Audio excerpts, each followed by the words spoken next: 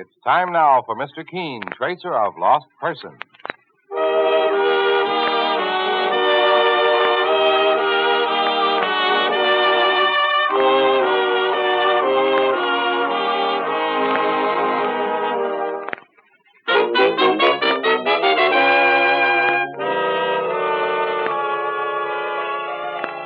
Now for Mr. Keene and the airport murder case. Our scene opens in a city airport where passengers are preparing to leave on a flight that's scheduled to cross the Atlantic Ocean to Europe. Away from the crowd in a phone booth, a man tries desperately to put through a call that means the difference to him between life and death. Hello, operator. Connect me with police headquarters at once. Yes, I want police headquarters. This is an emergency. Operator, quickly. Oh, no, don't kill me. Don't. Oh.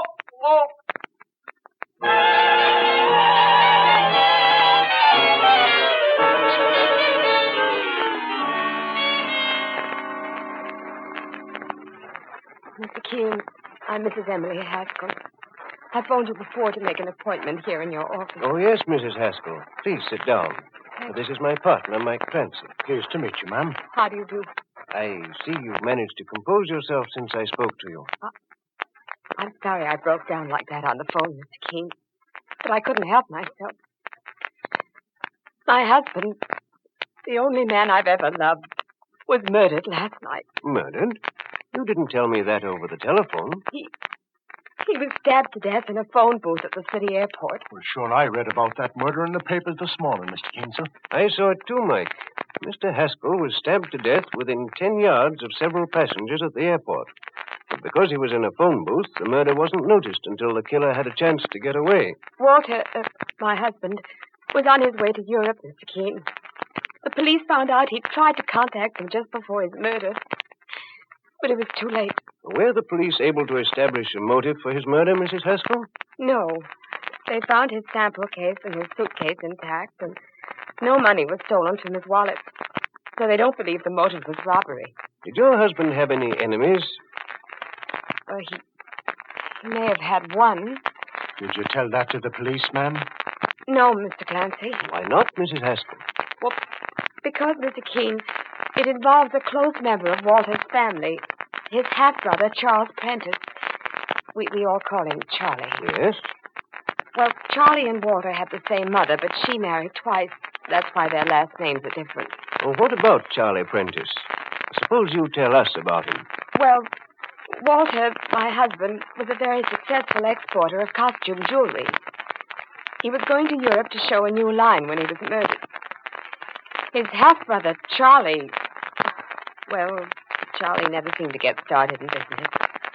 He was continually borrowing money from Walter, particularly after he'd married his wife, Arlene. Go on, Mrs. Haskell. Something happened in our home about a week ago, Mr. Keene, that may have a bearing on my husband's murder.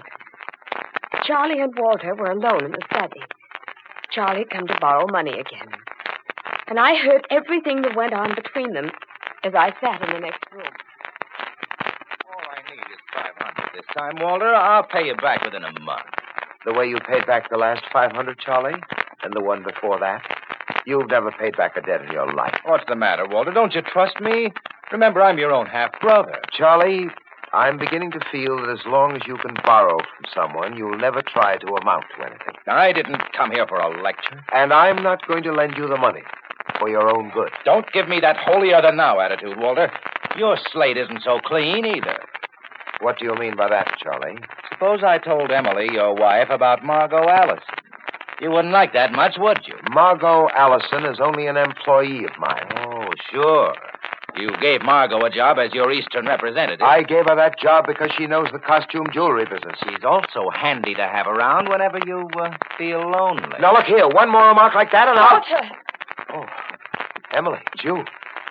And Margot Allison. Margot came into the house a few minutes ago, dear.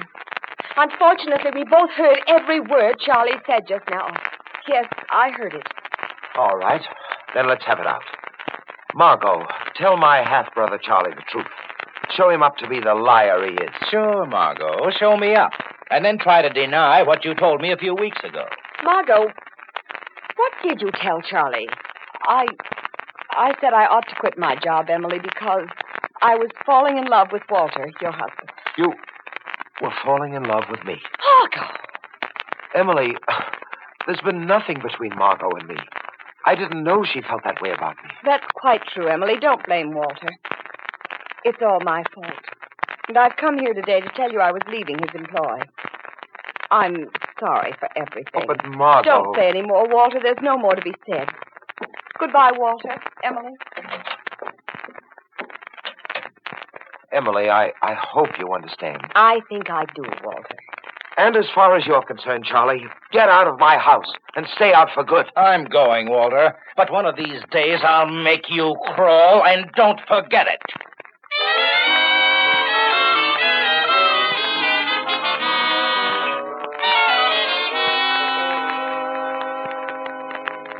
That was 1 week ago, Mr. Keene.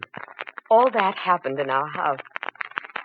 Now my husband, Walter, is dead. Murdered. It certainly puts his half-brother, Charlie Prentice, in a suspicious light, Mrs. Haskell. Sure, and what about that lady, boss, Margot Allison? She was in love with Walter Haskell, and if he turned her down... I suppose that makes Margot Allison a murder suspect too, Mike. And of course, it drags Mrs. Haskell into it, unfortunately. It drags me into it. What do you mean, Mr. Keene? A jealous wife can often make trouble for her husband, Mrs. Haskell. But, Mr. Keene, I believe my husband when he said he never thought of Margot Allison that way. Surely you don't think... A private investigator works on facts alone, Mrs. Haskell. I believe what the facts tell me to believe. I see. Well, I still ask you to take this case, Mr. Keene. I want to see my husband's killer brought to justice. Will you help me do that? We'll do our best, Mrs. Haskell. Thank you. Please take this piece of paper and write down your husband's half-brother's address. Very well. Mike, I think we'll see Charlie Prentice first. Oh, Mr. Keene, be careful. Charlie's an excitable man, and he can be violent. Well, Mr. Keene and I are used to violence, Mrs. Haskell. And I've got myself a little pacifier, just for that emergency. You'll be hearing from me very shortly, Mrs. Haskell. And perhaps I'll have something of interest to tell you.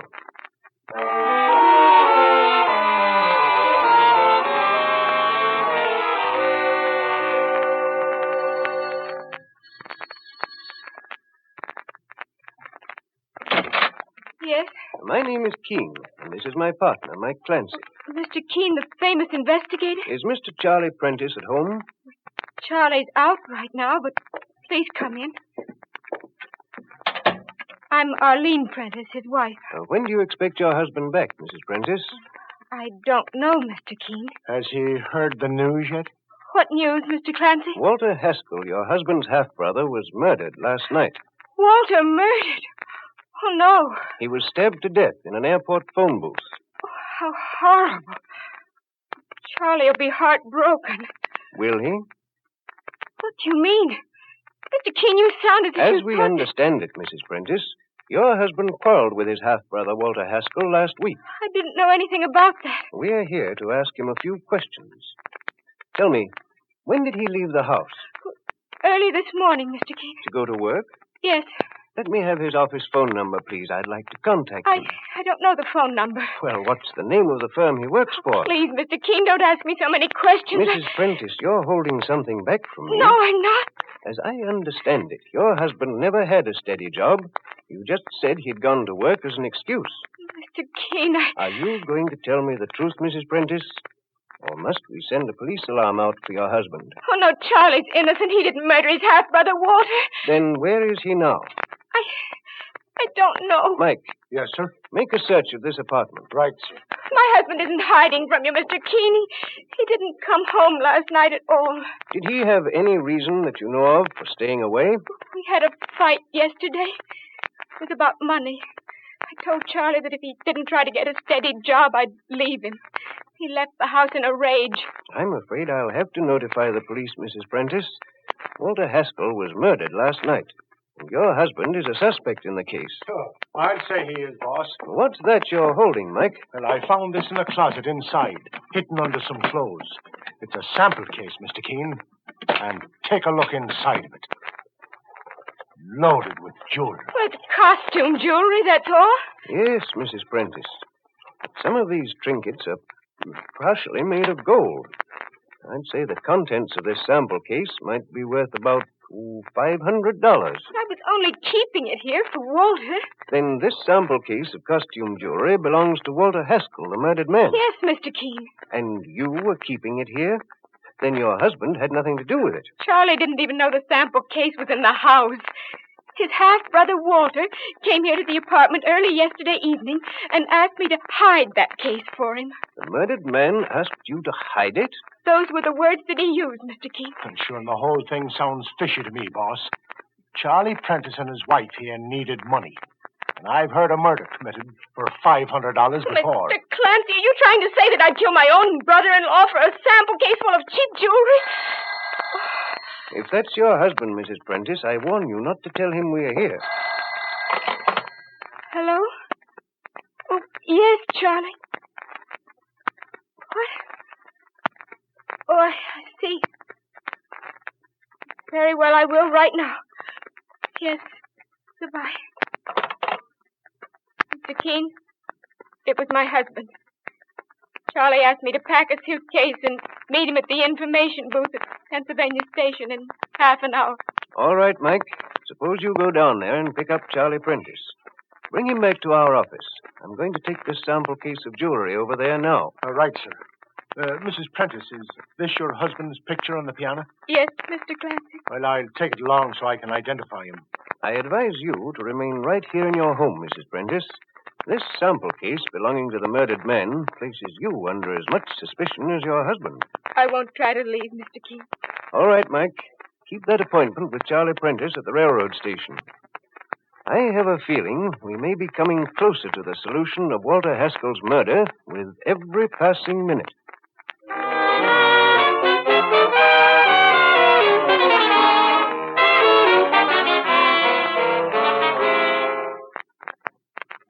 The murder of Walter Haskell, an exporter of costume jewelry, brings Mr. Keene, the famous investigator, and his partner, Mike Clancy, on a new and mystifying case. Stabbed to death in an airport phone booth, Walter Haskell had been on his way to Europe on business. And among the suspects is his half-brother, Charles Prentice, and Arlene Prentice, Charlie's wife. Now, Mike has picked up Charlie Prentice in a railway station as he made an attempt to leave town. And as Mike escorts him down the corridor leading to Mr. Keene's office, where Mr. Keene is waiting. All right, Charlie Prentice. It's the second door on your left. I tell you, you've made a mistake, Mr. Clancy. I ain't made any mistakes. Mr. Keene and I are... Oh, no, you don't. Oh. Try that, will you? Mike. Hello, Mr. Keene. I was just walking this bucko Charlie Prentice into the office when he started to make a run for it. You're Charlie Prentice? Yes. Bring him inside, Mike. Get moving, mister. You've got nothing on me. What's the idea of all this? Your half-brother, Walter Haskell, was stabbed to death last night. He knows all about it, Mr. Keene. He was trying to leave town in a hurry. Not only that, Charlie Prentice, but a sample case containing at least $500 worth of costume jewelry was found in your home. And that case belonged to your murdered half-brother. Sample case? I don't know anything about a sample case of Walter's. Your wife, Arlene, claims Walter Haskell left it with her for safekeeping. The two of you may be working together. Or separately. Mr. Keene, do you think I'd murder for some cheap jewelry? Charlie, you disliked your half-brother, and he refused to let you borrow any more money from him. Well, that alone could have been a murder motive, if you became angry enough. Yes? Well, I'll give you two more suspects, Keene. My half-brother Walter and a woman named Margot Allison were having a love affair. His wife Emily had as much of a motive for murdering him as I had. And as far as Margot Allison's concerned, many a woman's committed murder when she was thrown over by a married man. Well, sure, and just listen to him, Mr. Keene. You'd think he was investigating this case. Prentice, we know all about Walter Haskell and Margot Allison. Mrs. Haskell told us. Sure, she gave you her version. Just let me accuse Emily Haskell to her face and see what happened. I'll give you that opportunity right now. Mike, while you were gone, I telephoned Mrs. Haskell. I told her we were coming over here, and I asked her to get in touch with Margot Allison. I wanted to ask Miss Allison about that sample case of Walter Haskell's. She worked for him, so she might be able to enlighten us. What'll we do with the sample case, boss? We'll leave it here in the office. Come on, Mike. We'll give Charlie Prentice a chance to prove his accusation of Emily Haskell, the murdered man's wife, and Margot Allison.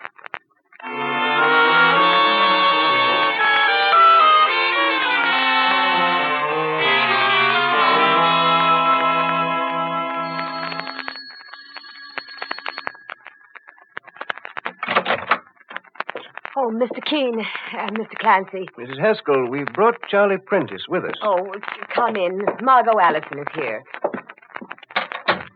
Are you Mr. Keene, the great investigator? I'm Margot Allison. And this is my partner, Mike Clancy, Miss Allison. How do you do? Pleased to meet you. Well, ask her, Mr. Keene. Go on, ask Margot Allison if she wasn't seeing Walter behind his wife's back. Must we go through all that again? Mr. Keene, I've admitted that I fell in love with Walter Haskell. And I also told his wife, Emily, here that he never dreamed about how I felt. Our relationship was an innocent one. She's only trying to make a liar out of me. As far as the facts are concerned... I think I know what the facts are, Charlie Prentice. Now, Miss Allison, there's something else I want to ask you. Yes, Mr. Keene? We found a sample case of costume jewelry in Charlie Prentice's home. It belonged to the murdered man, Walter Haskell. You worked for Haskell, so what would you say the value of that jewelry would be? Well, when Walter Haskell went abroad, Mr. Keene, he always took about $500 worth of costume jewelry with him. Where is that sample case? I know one of them was missing. It's in my office for safekeeping. Well, Charlie Prentice, you admit you were desperately in need of money, and not necessarily a large amount. I don't know anything about that sample case, I tell you. There's your murderer, Walter's wife, Emily. Why don't you put her under arrest, Mr. Keene? I'll go along with you to police headquarters for questioning, Mr. Keene. I'm not afraid of this man's accusation. Well, that won't be necessary, Mrs. Haskell. I'm putting Charlie Prentice under arrest. But you can't. I'm innocent. Let's take him down to police headquarters, Mike. Let go of me. Oh, come along now and no tricks. You'll hear from me again very shortly, Mrs. Haskell. Very well, Mr. Keene. And thank you for your help, Miss Allison. I'm happy to do anything I can. All right, Mr. Clancy. You can let go of my arm. I know when I'm licked. Mike, you can release Charlie Prentice. Get out of my way! Hey, stop! Stop or I'll shoot! No, Mike, let Charlie Prentice get away. This is how I planned it. You mean you wanted him to get away, boss? I want all our suspects to be free, Mike, so one of them can incriminate himself. I don't get it, Mr. Keene, sir. I found out something when I examined that sample case of costume jewelry. It puts an entirely new aspect on the case. We're going back to the office, Mike, and believe it or not, I have a feeling our murderer will come to us.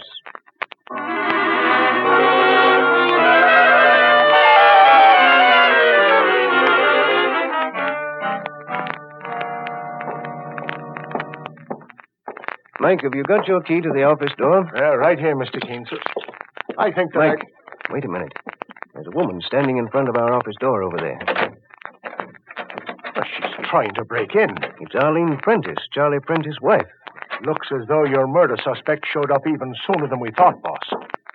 Oh, Mr. Keene, May I ask what you're doing here outside our office, Mrs. Prentice? I just had to see you to find out about Charlie, my husband. Unlock the door, will you, Mike? Right, boss. Come in, Mrs. Prentice. Have you turned my husband over to the police, Mr. Keene? Not yet. Well, then you found some evidence that proves his innocence? On the contrary, he looks even guiltier than ever. And so do you, Mrs. Prentice. What? Are you quite sure you tried to get into my office just now, just to see me? Why, yes, Mr. Keene. What else could I have come here for? I have that sample case of costume jewelry here. The case that belonged to the murdered Walter Haskell. You still think that it was stolen by Charlie or me. Now you think I'd try to steal it again. Mrs. Prentice, do you recall the Royal Jewelry Company robbery?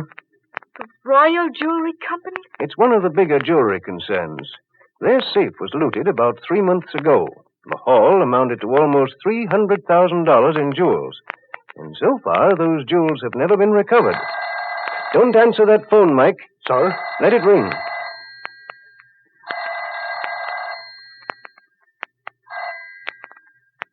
And whoever was calling has hung up, Mr. Keene. But why didn't you want me to answer? I'll explain later, Mike. Take Mrs. Prentice into my private office and stay there with her. Keep the light off and don't make a sound unless I need you. Come with me, Mrs. Prentice. I don't understand. You will very shortly. Mike, I'm putting out the light in this office, too, and hiding in the file closet. We'll probably have 10 or 15 minutes to wait, and then I think we'll have our solution to Walter Haskell's murder.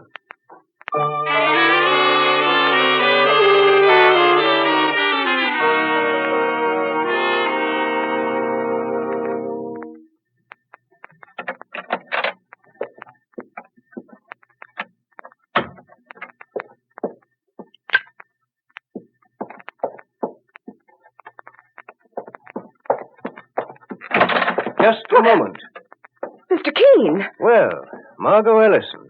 Just the person I was waiting for. But I thought no one was here. The office was dark. Well, were you planning to take that costume jewelry sample case home with you, Margot Ellison?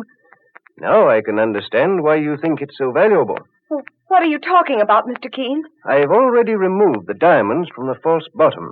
The diamonds you murdered Walter Haskell to get. Stand where you are, Keene, or I'll shoot to kill. I see you brought your Confederates with you, Miss Allison. That's your car parked on the other side of the street, isn't it? I can see it from this window. I imagine they're keeping the motor running for a quick getaway. You're pretty clever, Keene. And so are you, Miss Allison.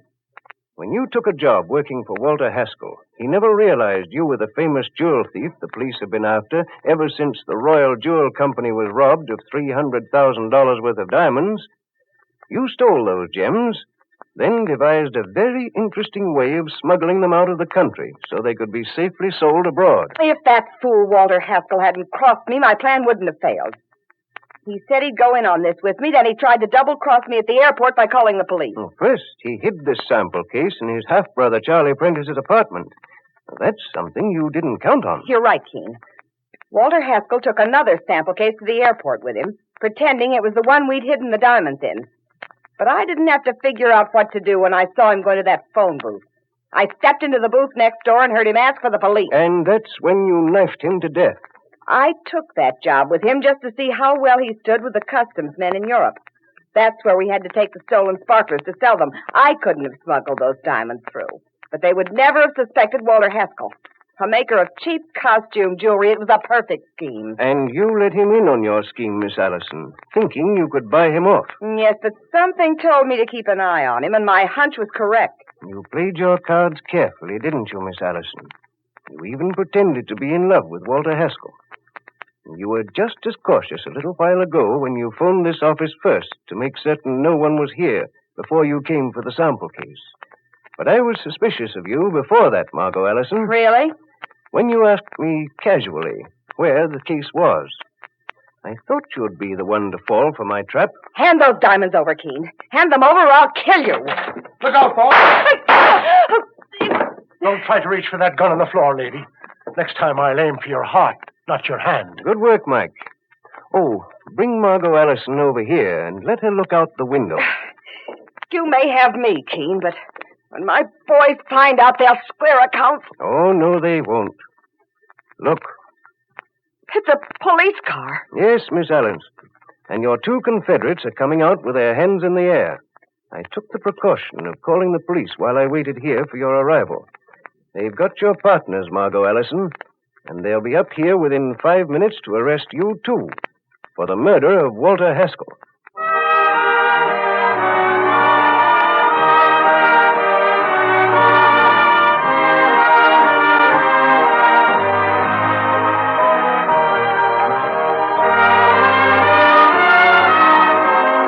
Mr. Keene, Tracer of Lost Persons, comes to you each week as a regular dramatic feature of the United States Armed Forces Radio Service, the voice of information and education.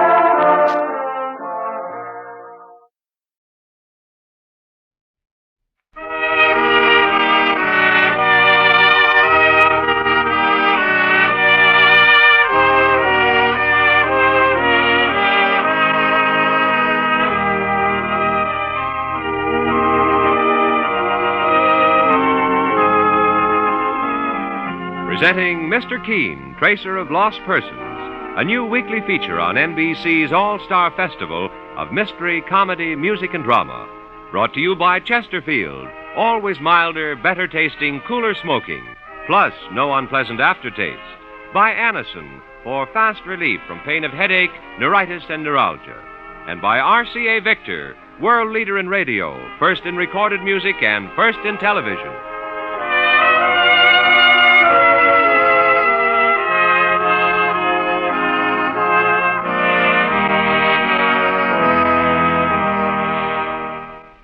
And now, here's Bing Crosby with a word about vacations. Oh, Ken, when you mention vacations, it brings a tear to me eye and a lump in my throat. Poor Uncle Herbert. Well, what happened to your Uncle Herbert? Uncle Herbert loves to fish. So on his vacation, he hied himself off all alone to a secluded spot way back in the woods. Poor Uncle Herbert. He forgot his fishing pole? He forgot his Chesterfield. So, friends, take a tip from me. Whether you're packing to take off for the weekend or for that long-anticipated vacation, pack a couple of cartons of those milder Chesterfields. When you take off on a trip like that, you like to go where you want and do what you want. So take along the cigarette that gives you what you want. Chesterfield. Chesterfield gives you its famous ABCs. Always milder, better tasting, cooler smoking. Plus, no unpleasant aftertaste. Yep, the country's first and only cigarette taste panel reported, of all brands tested, only Chesterfield leaves no unpleasant aftertaste. Vacation time, anytime. Take Chesterfields with you.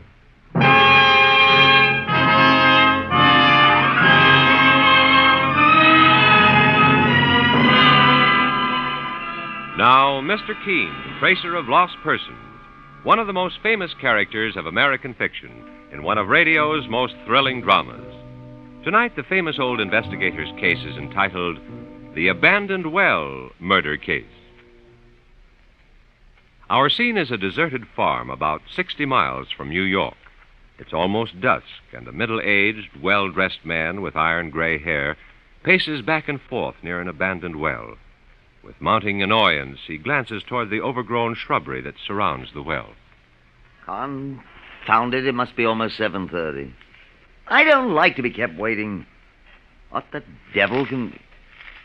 Who's that? Is that you? Well, it's about time you... You? What are you doing with that gun? Are you crazy? No, don't shoot! You've killed me.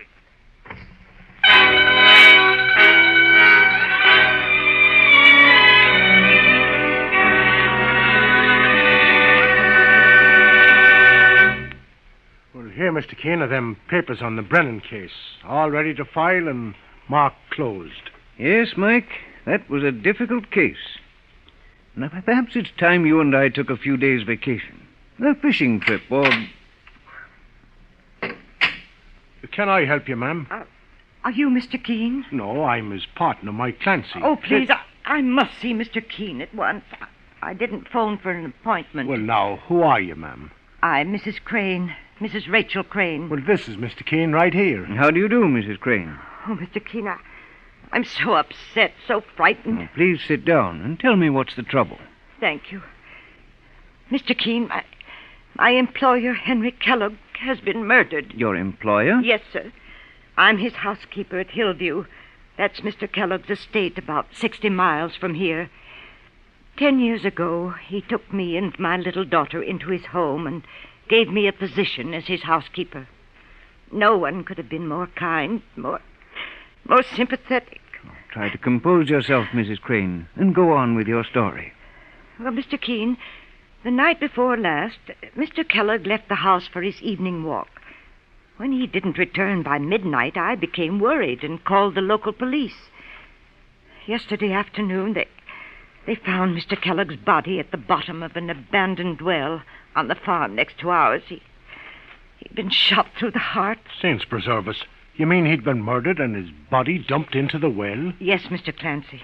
Oh, it was a horrible thing. Mrs. Crane, I assume the local police are investigating the murder, so why have you come to me?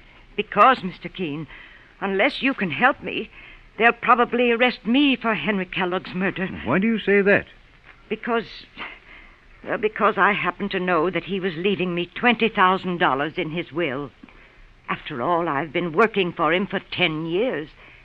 But last week he told someone in town that he was discharging me. Discharging you? Yes. After 10 years of service as his housekeeper? What was the reason? Well, I can't imagine, Mr. Keene. Had you ever had a disagreement or a serious quarrel of any kind with Mr. Kellogg? Oh, no, nothing like that. Did he tell you he was going to discharge you? No, but he was a man of impulse, of sudden whims. Mr. Keene, you can see this puts me in a frightening position. The police will think I knew I was being discharged and that I murdered poor Mr. Kellogg before he had a chance to change his will. Well, a $20,000 inheritance could be a motive for committing murder. And another thing. The police found that the bullet that killed Mr. Kellogg was from a gun he kept on the estate. A gun which any member of his household might have gotten hold of. I see. Mrs. Crane, who else lives there on the estate? Just myself and my daughter Doris. She's a young woman now. She's 21 years old. Mr. Kellogg has no close relatives? Well, he has a nephew, Paul Kellogg, who lives here in New York. The police tried to reach him, but there was no answer at his apartment. I imagine he's at his cabin on Crystal Lake. Mrs. Crane, do you know if the nephew, Paul Kellogg, will inherit the bulk of Henry Kellogg's fortune? Why, no. Mr. Kellogg told me once that he intended to leave everything to charity. Everything, that is, except his bequest of $20,000 to you. Well, yes, Mr. Keene. And that's why I came to you. I beg you to find the real murderer so I can clear myself. Tell me, is there anyone else who might have had reason to murder your employer? Anyone who hated him, possibly? Why... Yes, Mrs. Crane? There's Jasper Gibbs. He's an eccentric old man who used to own the farm next to Mr. Kellogg's estate. 2 weeks ago, Mr. Kellogg foreclosed a mortgage on Jasper Gibbs' place. Jasper made all kinds of wild threats to get revenge. Indeed? Oh, but no one takes Jasper seriously. He's a harmless old crackpot. Well, we'll know more about that after Mike Clancy and I have talked to him. Oh, Mr. Keenan, you will help me? I swear to you I had nothing to do with Mr. Kellogg's murder. Why, I always admired him, and I was grateful for his kindness to me and my daughter Doris. Mike and I will be ready to drive you to the murdered man's home within the hour, Mrs. Crane. I have a feeling that if we're to find Henry Kellogg's murderer, there isn't a moment to lose.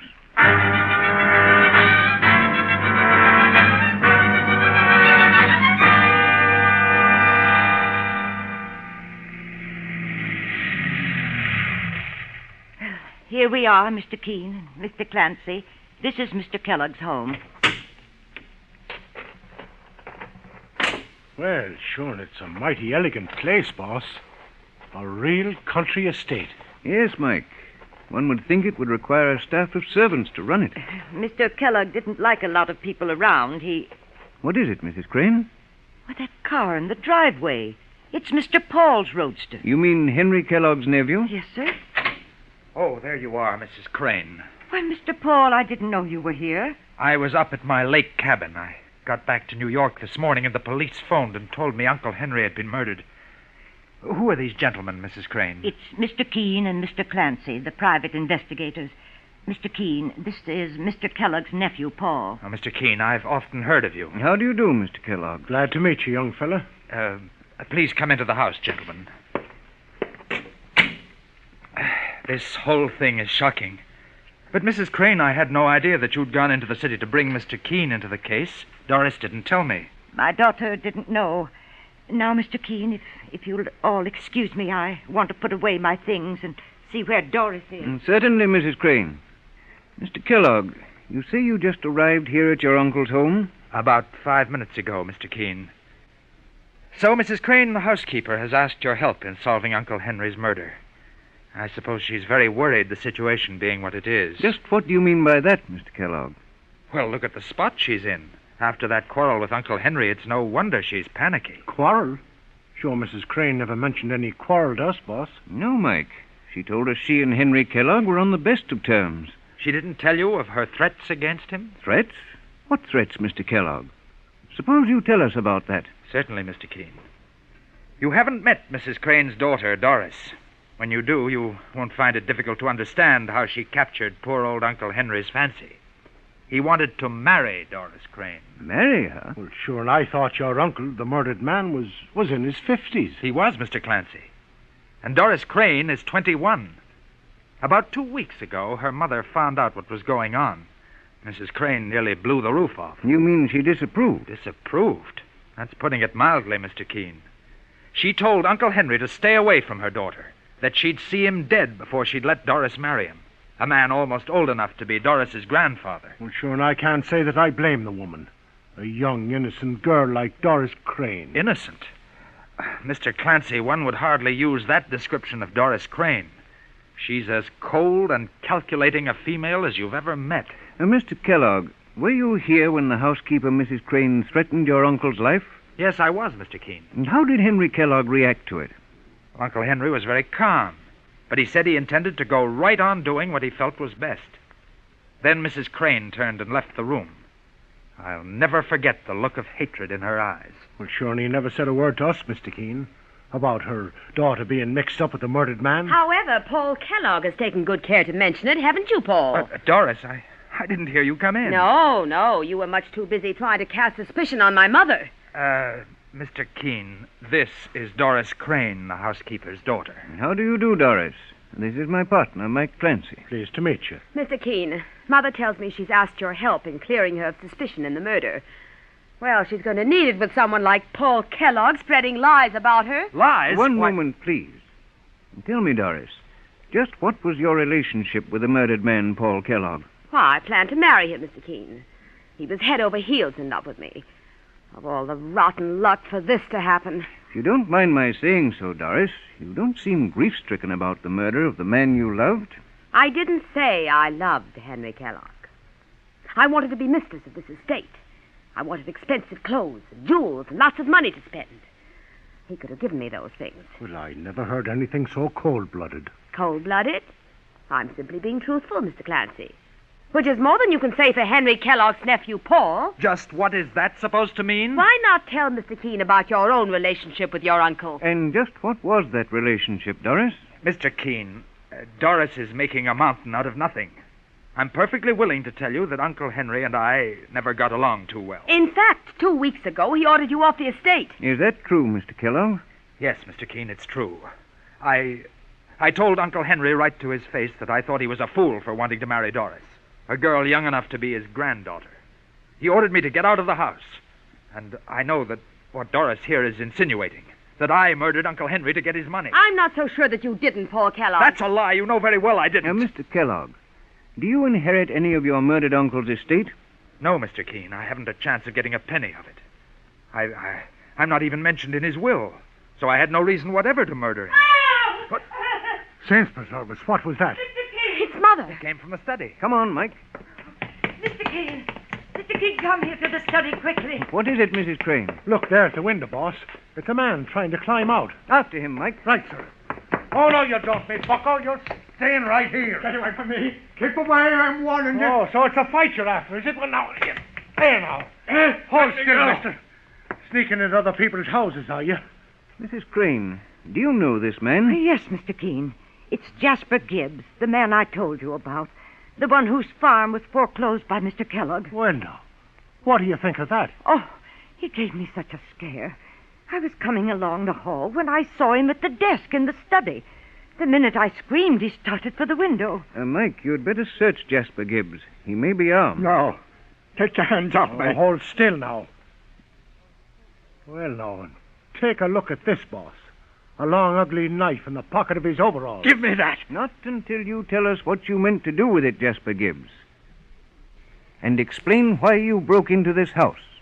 I advise you to tell the truth, because right now you appear to be the most logical suspect in Henry Kellogg's murder.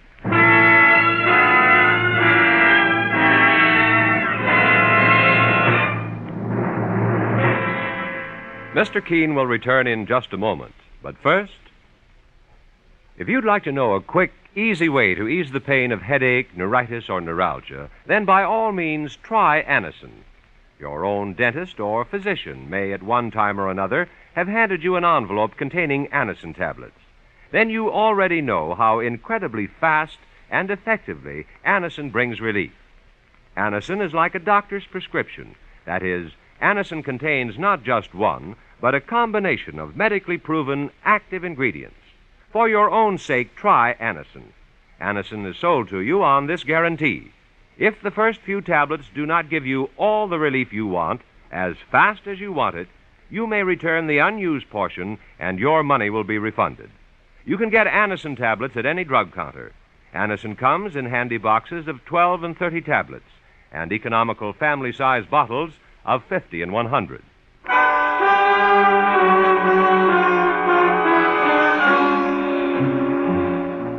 Now back to Mr. Keene and the abandoned well murder case. Mr. Keene, the great investigator, and his partner, Mike Clancy, are investigating the mysterious murder of wealthy Henry Kellogg, who was shot to death. His body was found at the bottom of a well on an abandoned farm next to his estate. A moment ago, Jasper Gibbs, an embittered old farmer, was found hiding in the study of the Kellogg home. Now, as Henry Kellogg's nephew, Paul, his housekeeper, Rachel Crane, and Rachel's daughter, Doris, look on, Mr. Keene is saying to Jasper Gibbs, "You'd better explain what you're doing here, Jasper Gibbs." I got nothing to say. You got no right to question me. He's got every right, mister. This is Mr. Keene. Mr. Keene, the investigator? All right, I'll tell you why I come here. When I heard about Henry Kellogg being murdered, his body found in the old well on my farm. Your farm? You mean the farm adjoining this estate belongs to you? It was mine, till Henry Kellogg foreclosed the mortgage and took it away from me. And you swore that you would get even with him, didn't you, Gibbs? Well, I was pretty sore, Mr. Keene. I went to Henry Kellogg and I told him what I thought of him. Did you also tell him you would kill him? Well, maybe I did. Don't remember. You know very well you did, Jasper Gibbs. You keep out of this, Rachel Crane. Mr. Keene, I come here to find out what they were saying about me. Mrs. Crane, the housekeeper, and her daughter Doris. I came in and I hid in Henry Kellogg's study or see what I could overhear. Why, that's ridiculous. Perhaps you meant to commit another murder. Watch out what you're accusing, Mrs. Crane. Maybe you won't talk so fast when I tell Mr. Keene what I know about Henry Kellogg and your daughter. What you know about me? How dare you? One moment, Doris. What is it you know, Gibbs? Just this, Mr. Keene. This girl, Doris Crane, she used to meet Henry Kellogg secretly down by the abandoned well, the place where he was murdered. I saw them there together a lot of times. Well, then what if you did? And I wouldn't be surprised if you met him there the other night, Doris Crane, and put that bullet through his heart. Mr. Keene, this man's insane. Why should I murder Henry Kellogg? I intended to marry him. It's quite possible, Doris, that Henry Kellogg may have changed his mind about marrying you. You admitted to me that you didn't love him. Perhaps he found that out. Oh, Mr. Keene, why, you don't know what you're saying. My daughter Doris wouldn't commit a murder.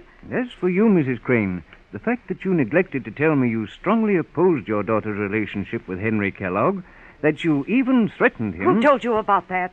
Paul Kellogg, the murdered man's nephew. Yes, I did, Mrs. Crane. I felt Mr. Keene should know all the facts. Including the fact that you and your uncle hated each other? Mr. Keene knows about my quarrels with Uncle Henry. He also knows that I would have had nothing to gain by killing him. Mr. Keene, maybe I know something that'll help you. What is it, Jasper Gibbs? If you'll come down to the old mill with me, the old well, the place where Henry Kellogg was murdered, something I got to show you. Boss, I'll bet it's a trick. It ain't no trick. Very well, Gibbs. Now, the rest of you wait here, please. Come along, Mike. Let's find out what it is that Jasper Gibbs is so anxious to show us at the scene of the murder.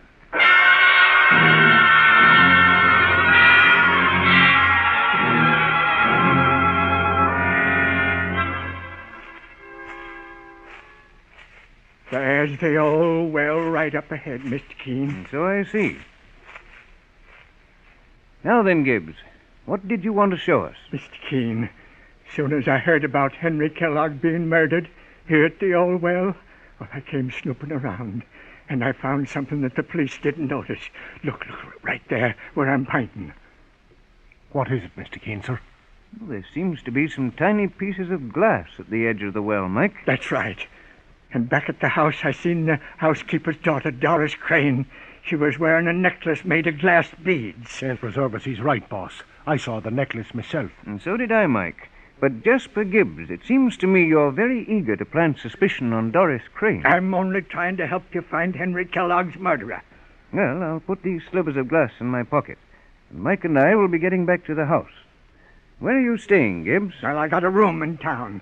I warn you, don't try to leave, or you may find yourself in an even more dangerous position than you already are. Come along, Mike. Let's get back to Henry Kellogg's house.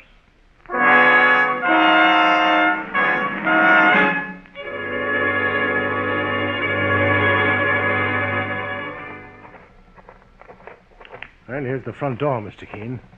They got the lights lit inside. It's getting dark. I'll ring the doorbell, Mike.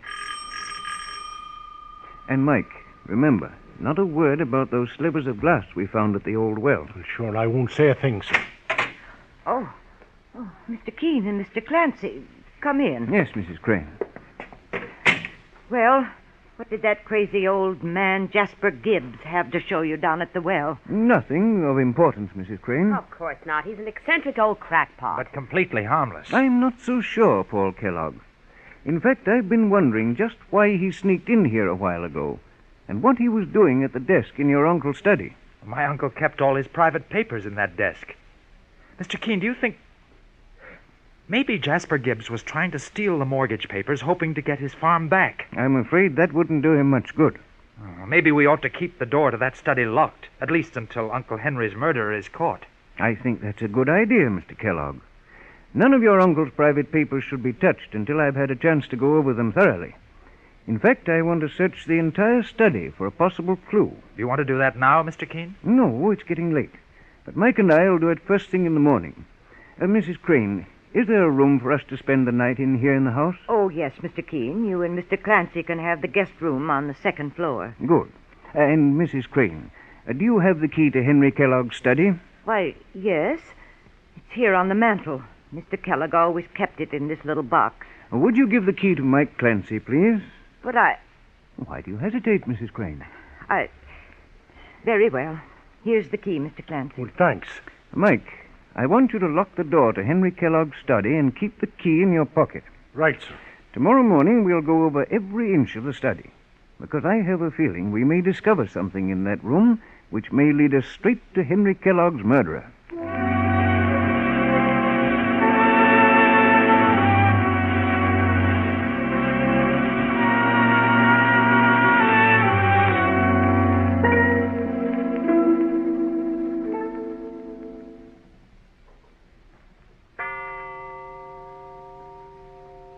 Well, Mr. Keene, it's 1:30 in the morning.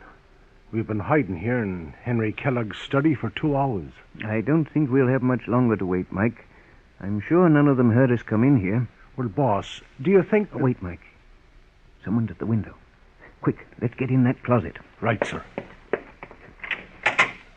Leave the closet door open just a crack, Mike, so we can see and hear what goes on. Okay.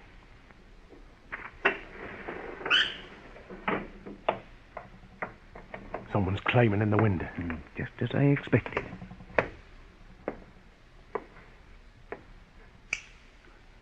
Saints preserve us, boss. Quiet, Mike.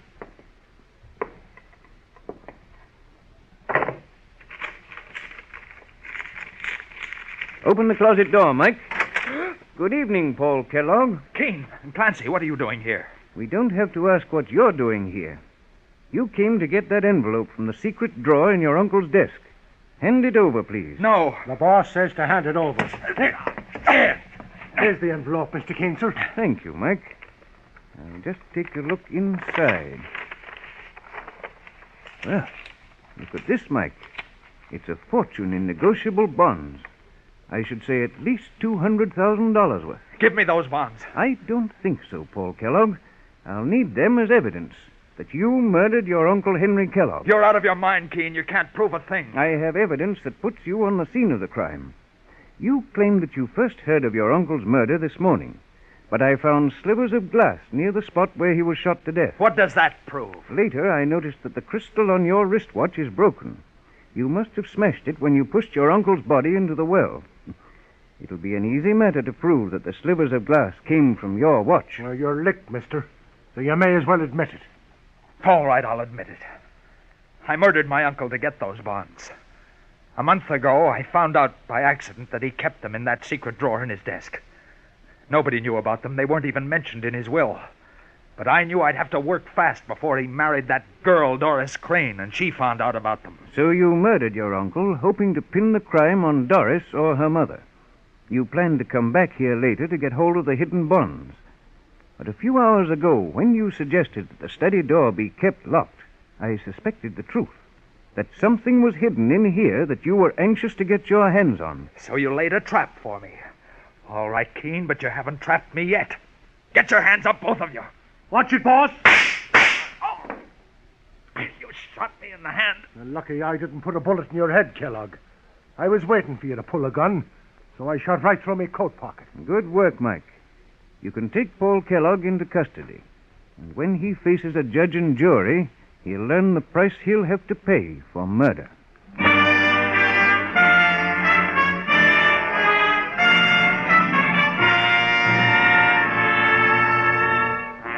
And so Mr. Keene finds this solution to the abandoned well murder case.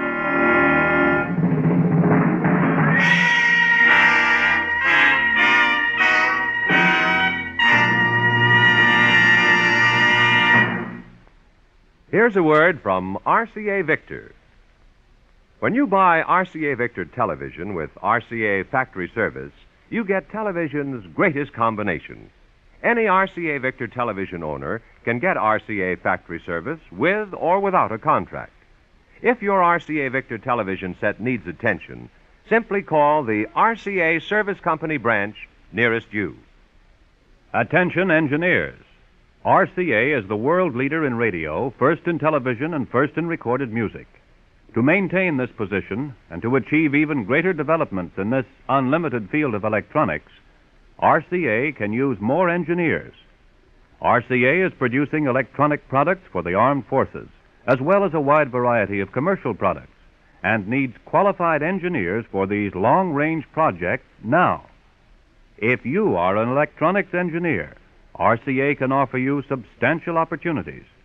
Send a complete resume of your education and experience to Radio Corporation of America, Box 1, RCA Building, Radio City, New York. Remember, RCA Building, Box 1, Radio City, New York.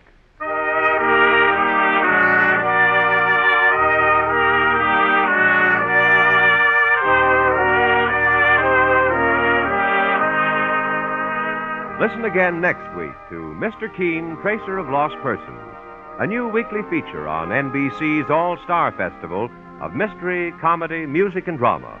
Brought to you by Chesterfield, always milder, better tasting, cooler smoking, plus no unpleasant aftertaste. By Anacin, for fast relief from pain of headache, neuritis, and neuralgia. And by RCA Victor, world leader in radio, first in recorded music and first in television. Mr. Keene, Tracer of Lost Persons, is based on the novel Mr. Keene. The radio sequel is originated and produced by Frank and Ann Hummert. Dialogue by Gene Carroll. Directed by Richard Leonard. Philip Clark plays Mr. Keene. Your announcer, Jack Costello. Remember, Mr. Keene is now on the air at this new time every Friday at 9:30 Eastern Daylight Saving Time. Don't miss Mr. Keene next Friday when the kindly old tracer turns to the poison sandwich murder case.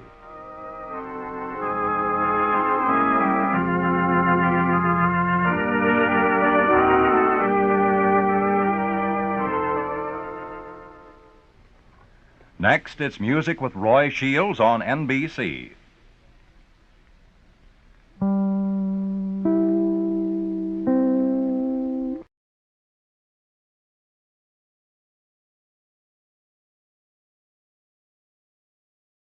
Even the dullest, dingiest floors can sparkle like new in 6 to 9 minutes with the economical no-rubbing Aero Wax. Just apply Aero Wax and let it dry. Its gleaming waxed finish protects against wear, eliminates frequent scrubbings and polishings. Aero Wax, AEROWAX, saves time, work, and money. For it costs only 25 cents at hardware, drug, grocery, or 10-cent stores.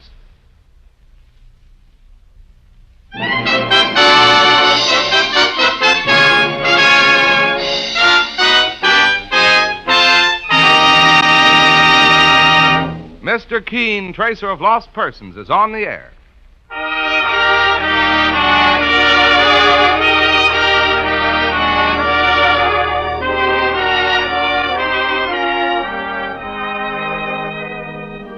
Ladies and gentlemen, the makers of Colonos toothpaste present Mr. Keene, Tracer of Lost Persons, one of the most famous characters of American fiction in one of radio's most thrilling dramas.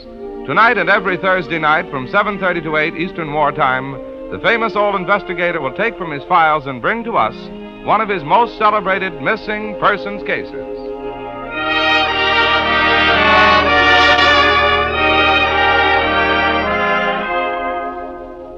To have a charming, attractive smile, teeth that feel fresh and clean, resolve right now to use Colonos, a high-polishing toothpaste.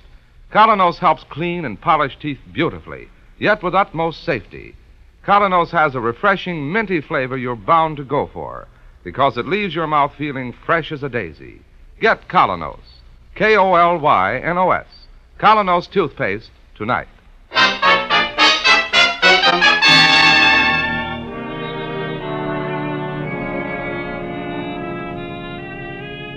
And now for Mr. Keene and the case of murder in the air. It is almost midnight, and in Mr. Keene's office, as the tracer and his spinster secretary, Miss Ellis, finish up a very hard day's work. You've worked long enough, Miss Ellis. Don't you think you better go home now? There's still some more work to be done, Mr. Keene. We can finish it in the morning. Do you realize what time it is?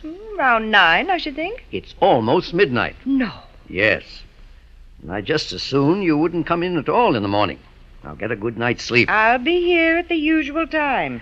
I had a feeling that's what you'd say. Oh, may I have the key to that closet, Mr. Keene? The key? Mm-hmm. Well, I don't have the key. You didn't take it out of the door this evening? No. Well, that's odd. Maybe Mike has it. Oh, yes, I didn't think of Mike. You want to get something out of the closet, Miss Ellis? Just a book I left there. I tried to open the closet before, but it was locked. Mike must have accidentally locked it before he left. Oh, well, it doesn't matter anyway. I'm not going to do much reading tonight.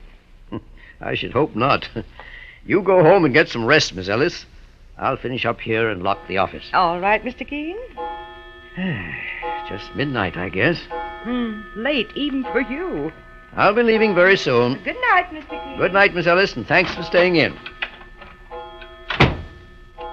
I think I'll check this correspondence in the morning. I'm getting rather tired. Come out of that closet and keep your hands above your head. I said, come out of that closet.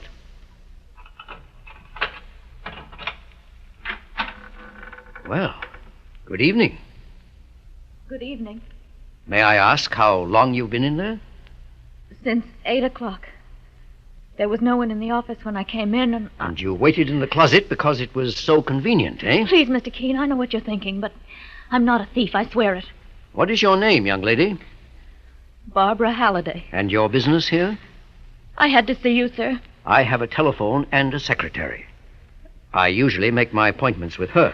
I was going to wait here in the office, but when I heard someone trying the outside door, I became frightened. That's why I hid in the closet. What frightened you? Mr. Keene, do you know what it's like to be marked for murder? Please sit down, Miss Halliday. Thank you. You'll help me, won't you, Mr. Keene? I have no one else to turn to. My real job in life is helping those who've had a loved one suddenly or mysteriously disappear.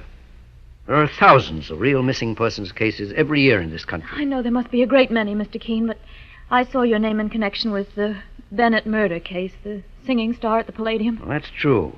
In that case, I'd been asked by a man who loved that girl to try to find her when she disappeared. But I found her murdered. Mr. Keene, do I have to wait until I'm murdered to get you to take my case? Very well put. Of course you don't, my dear. I have money, inherited when my sister died. I can pay you whatever your charge is. The money is not important. I happen to have all I need, and I'm an old bachelor. But go on now with your story. Mr. Keene, I live in Cleveland. Up until the time of my sister's death a month ago, I've been living with her and with my brother-in-law. His name is Tagus, Chester Tagus. I see. After Grace's death, I decided I needed a rest. It was all too much for me. We were very close, and her sudden death was a blow. Her sudden death? Yes, Mr. Keene. Go on, please. I arrived in New York about 2 weeks ago. And that's when things began to happen. What things, Miss Halliday? 3 attempts were made on my life. Any one of them could have been my finish. Frankly, I don't know yet why they all failed. Well, tell me about them. The first occurred on the street, in full view of several people. And where was this? Uptown, near Columbia University. I'd gone up to the university on a sightseeing tour by myself. I took a Fifth Avenue bus and got off at 110th Street. But the university is at 116th. I know, Mr. Keene, but I wanted to walk for a few blocks. I had an uncomfortable feeling on that bus, as if someone were watching me. I walked up the drive to 113th Street and then turned east toward Broadway. Do you know the street, sir? I think so. A few apartment houses, mostly 4-story walk-ups. Halfway up the block, some workmen were about to lower a piano to the street. They were moving it, apparently. There was a large pulley on the roof, and they had the piano halfway through a window. I only half noticed those things as I walked up the street. My mind was on something else. Oh? What? A man was following me. Man in a dark coat, the collar turned up, dark glasses. There were other people on the street, and I got the feeling for a moment that it was all very silly. What harm could a man possibly do in a street full of people? That's how I argued to myself. For a moment, I thought of running. I walked faster. So did he. But suddenly I decided to face him, and I turned. What do you want? Pardon me, ma'am? You've been following me. What do you want? I'm terribly sorry. I didn't mean to frighten you. I'm a stranger in New York, and I wanted to ask directions. You could have asked someone else. Of course. I'm sorry. Do you have the right time? It's 4:30. 4:30. You're very kind. Now, will you please go?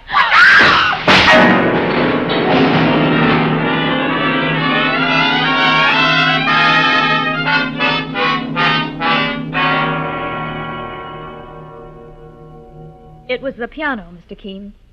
It hit a projecting ledge as it fell and missed me. Otherwise, I wouldn't be telling you this right now. You think that was deliberate? I know it was now. I know it sounds crazy, but I'm convinced that man kept me there under the piano until his accomplice opened the pulley on the roof. Well, I don't want to sound skeptical, Miss Halliday, but don't you think it was quite a coincidence that you happened to walk up a certain street at a certain time just when some workmen were removing a piano? This is my explanation, Mr. Keene. It may not be logical to you, but I believe it. There were 2 men following me. They actually had a different plan in mind, but they saw the piano, and they made their attempt with that on the spur of the moment. And the workmen saw nothing? No. There was no one on the roof at the time. You say there were 3 attempts to kill you? Yes. The second attempt occurred on the subway. The following morning, I decided to visit the Cloisters. I took a subway at 42nd Street, an express. At what time was this? Around 11 o'clock. It wasn't the rush hour, and I was alone in the rear car. At least I thought I was alone, until I noticed a man sitting at the other end. The same dark glasses, dark coat with the collar turned up. He'd disappeared in the confusion right after the piano fell, and there he was again. I watched him out of the corner of my eye.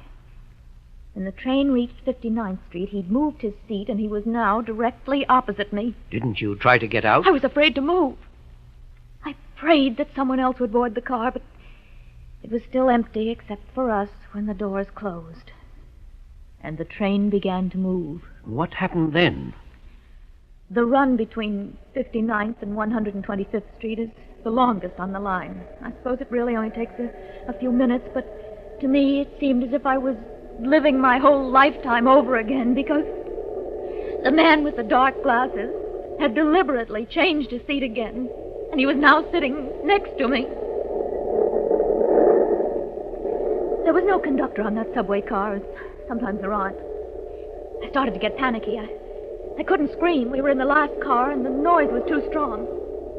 I got up and moved towards the end of the train. And he followed. Then I knew what he wanted to do. He wanted to push me off the train. I started to choke with fear. I wanted to beg him to leave me alone, but the words wouldn't come. And he was pushing me against the gate and fumbling for the catch. Suddenly I found my voice and I screamed at the top of my lungs.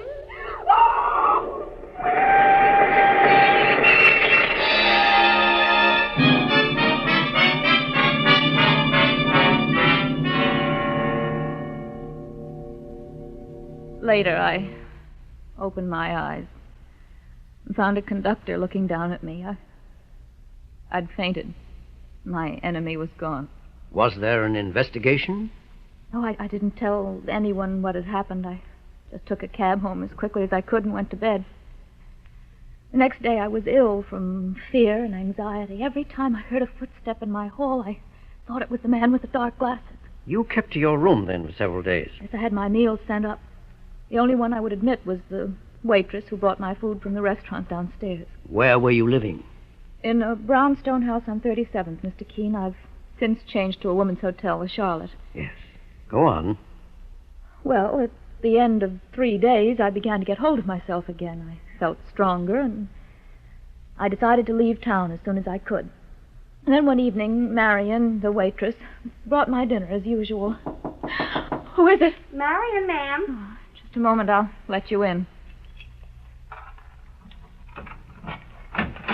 How are you today, Miss Halliday? I'm fine, thank you, much better. I got you some tasty stew. Irish stew. I'm sure you'll like it. Thank you, Marion. Oh, my goodness, you've been leading a hermit's life up here. No friends, no fresh air, no movies. I didn't miss the movies so much, but the fresh air, I could certainly use some of that.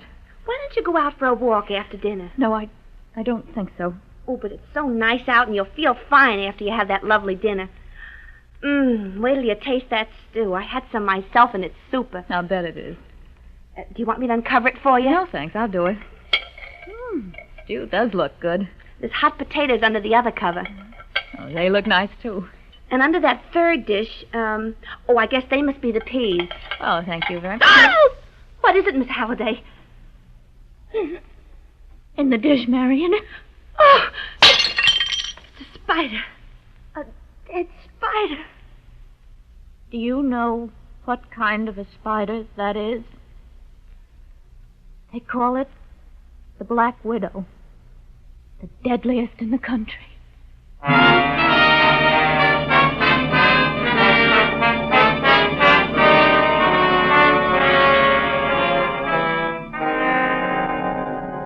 What a strange story Barbara tells Mr. Keene. It continues in just a minute.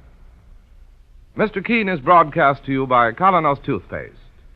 After all is said and done, all any dentifrice is supposed to do is clean your teeth. Thousands of folks like you and me have found that Colonos, the high-polishing toothpaste, does that job thoroughly and safely. And Colonos does a real job in helping remove surface film from teeth. Safely, quickly, it helps brush away that clouding surface film, which often hides the true beauty of your smile. It leaves your teeth shining clean, looking their loveliest. Run your tongue over your teeth, and you feel the difference. Look in the mirror, and you see the difference. What's more, you'll be delighted with the pleasant, minty taste of Colonos. You'll find it leaves your mouth feeling cool and fresh as a May morning. If you do not already use Colonos toothpaste, won't you try it soon? That's spelled K-O-L-Y-N-O-S. Colonos toothpaste. Now back to Barbara and Mr. Keene. You say the spider was dead, Miss Halliday? Yes. It may have been dead when it was placed there. I don't suppose the waitress knew anything about it. She was just as frightened as I was.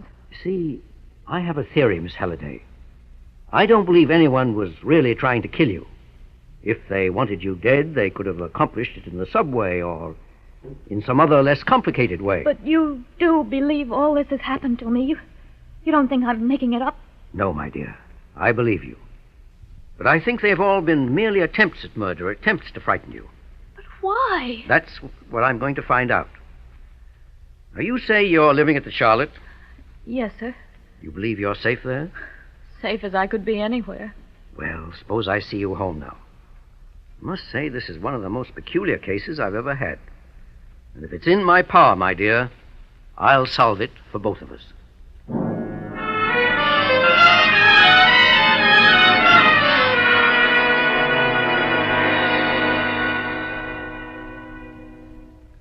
And you say Mr. Keene won't be in until noon? I doubt it, Mr. Tagus. My name is Clancy, Mike Clancy. I'm his assistant. Can I help you, sir? Well, perhaps. You see, my sister-in-law disappeared from our home in Cleveland. When was this, Mr. Tagus? 2 weeks ago, following my wife's death. I know she came to New York, and I've heard of Mr. Keene's marvelous work as a tracer of lost persons. I was hoping he might be able to help me. What is your sister-in-law's name, sir? Halliday, Barbara Halliday. I have a picture of her here. Oh, I see. Well, if it's just a simple case... Well, I'm afraid it isn't, Mr. Clancy.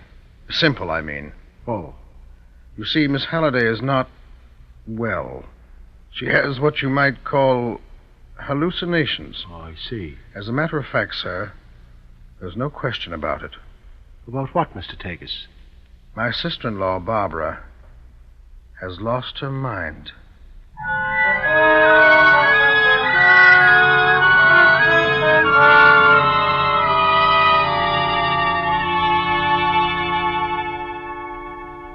So he said she'd lost her mind, Mike? Yes, Mr. Keene, sir. And according to Mr. Tagus, she tried to run away from home on several occasions. He was going to put her under the care of a doctor when this happened. And she has hallucinations? Yes, sir. She thinks someone's trying to kill her. What sort of a man was this Mr. Tagus, Mike? Oh, very pleasant, nice to talk to. He was mighty worried. I told him you might be able to find the girl if he gave you a little time, sir. I have found her, Mike. You what, sir? Mr. Keene's office. Eh? Well, just a minute, please. Cleveland calling, sir. Thanks, Mike. Hello? Oh, yes, Inspector. You received my wire? Well, it's just a hunch. I suggest you call the coroner and consult with him. Yes. Yes, you can reach me here in my office. Very well, Inspector Bragg, and thank you. What's this all about, Mr. Keene? I can't explain now, Mike, because all the pieces don't fit. But I'll try to give you a slight idea of what's been going on while we're on our way. On our way where, sir? The Charlotte Hotel. I'm going to make an offer to Miss Halliday, and it's probably the strangest offer that's ever been made to anyone. Let's go, Mike.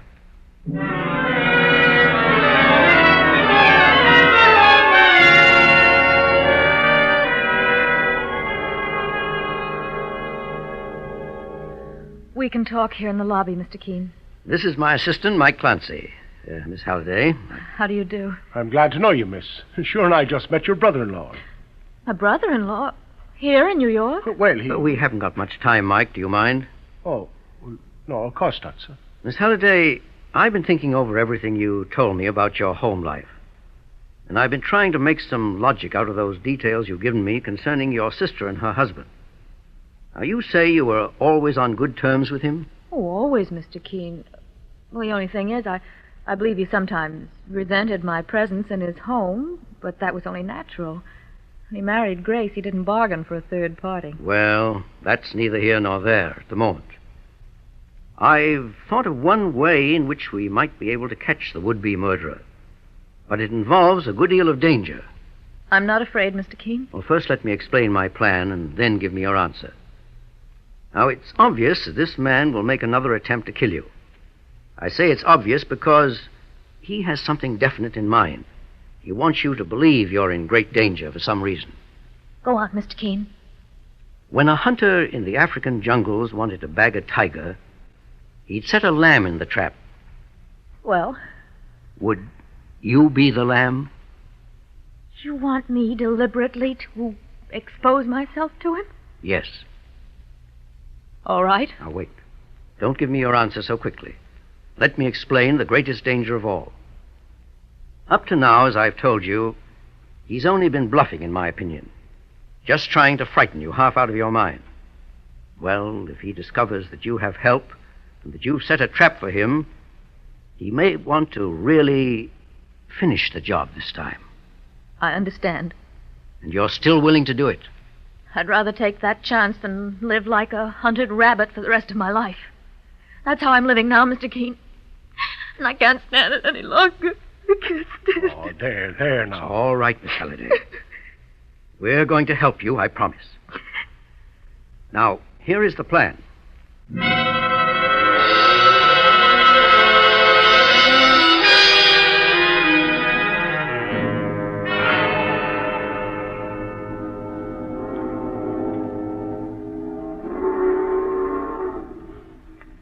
This is it, Miss Halliday. The Brooklyn Bridge.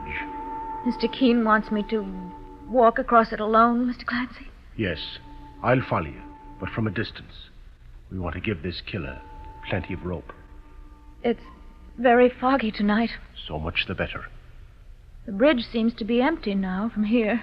People don't usually walk across it on a night like this. There's plenty of traffic going across in cars, but, well, they won't do you any good in case you get into trouble. I realize that. Now, somewhere on that bridge, Mr. Keene is waiting. I only hope he's waiting in the right place at the right time. I have enough confidence in him, Mr. Clancy. I'm not afraid. Well, good for you. Be steady now, and keep your wits about you. You can rest assured that Mr. Keene will be there when you need him. Well, goodbye, Mr. Clancy. No, not goodbye. Just till we meet again. And good luck, miss.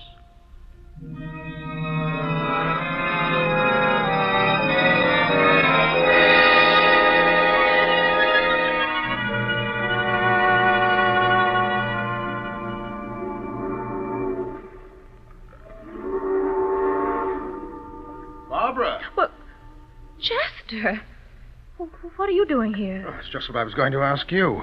Oh, I was just walking. My dear, do you realize how I've been searching for you?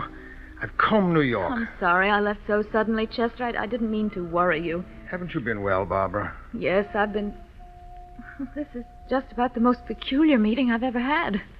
Is it? Whoa, don't you think it's a coincidence?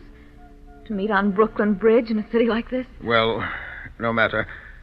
Come, we'll go home, Barbara. No, I can't go home. What do you mean? Chester, I can't explain now, but someone's been trying to kill me. What? I know it sounds crazy, but I have absolute proof. Have you? And someone is going to help me find this man. Who, Barbara? I can't tell you that. But you say you have proof. Yes, I'm going to the police tomorrow as my benefactor, and... Wait. Just stop here for a moment. Why? I have very bad news for you, Barbara. What is it? I'm the one who's been trying to kill you. You're joking. Was the piano a joke? Or the subway? Chester... Don't scream. It won't do you any good. There's no one about. Please, Chester, don't look at me like that. Your eyes. Chester, you're mad. We're in the middle of the bridge. It's a long drop from here, my dear. They say Steve Brody did it. But I don't see how he could have managed it and lived. Do you? No. You have $50,000 in trust, Barbara, which will go to me. Keep away from me, do you hear? Goodbye, Let me Barbara. go. Hands off! You get out of my way. Mike, he's headed your way. You won't get far, sir. We've got you between us now, Mr. Tagus, and there's no escaping. No funny business now, mister. This gun really works. Stand back, you hear? Stand back! He's climbing the rail. He's going to jump. Stop him, Mike. I'll get him, boss. I've got you, Tagus. Don't try to pull a Brody on me. Get away from me. Get away from me. Oh, no, you don't. I got you, and I'm saving you for the police, me fine feathered friend.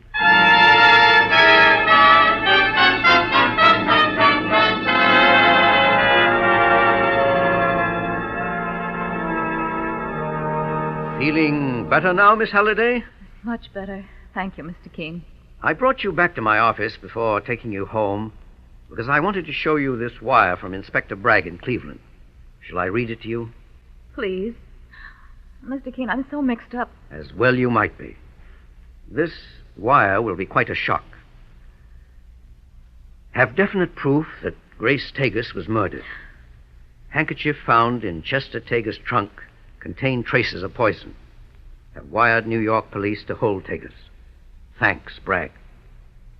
Dear God. Poor Grace. You thought your sister was attempting to exterminate ants in your home when she accidentally breathed some deadly poison fumes, Miss Halliday. Yes, that's right, Mr. Keene. But I'm amazed how you should know all this. I've investigated it, my dear. Actually, those fumes came from a handkerchief which her husband used to kill her with. He must be mad. He seemed to be on that bridge.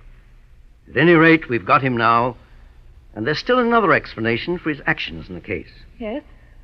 Did you ever hear of a codicil in your mother's will which stated that her money was to go to her eldest daughter, and then to you should your sister die, providing the beneficiary was sane and completely capable of handling the financial affairs of the family? Well, no.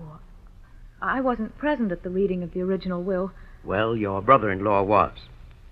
I've contacted the family lawyer, the man you told me about the other day, and he gave me enough information to come to certain very definite conclusions. It was then that I began to realize that someone was trying to drive you mad, Miss Halliday, and I suspected that someone was Chester Tagus. Well, apparently I was right. He would have been next in line for the money with you in the asylum.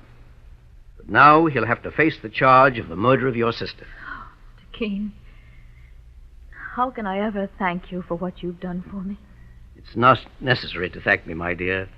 The thanks I receive from seeing that justice is done is quite enough. You can go home now, Miss Halliday, with no fear or foreboding. I can assure you now there'll be no more murder in the air.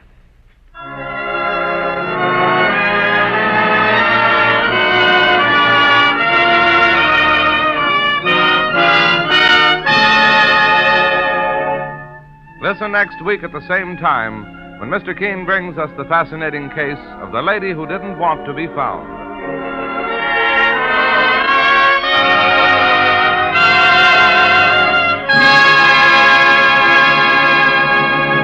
Have you noticed any change in the taste of your dentifrice lately? If so, we invite you to treat yourself to Colonos, a toothpaste that really tastes good. You'll love its tangy, minty flavor that sets your tongue a-tingle, leaves your mouth feeling cool and fresh as a sea breeze. And children really go for that zippy Colonos flavor. You never have to coax youngsters to clean their teeth with keen-tasting Colonos. What a job Colonos does in cleaning teeth. Gets them clean, looking their best. That's because Colonos is a high-polishing toothpaste. Its action on teeth is like a jeweler's polish, removing tarnish from precious silver, because it helps brush away masking surface film. Colonos leaves your teeth shining clean. Ask your druggist for Colonos, K-O-L-Y-N-O-S, Colonos toothpaste tonight. You'll be glad you did.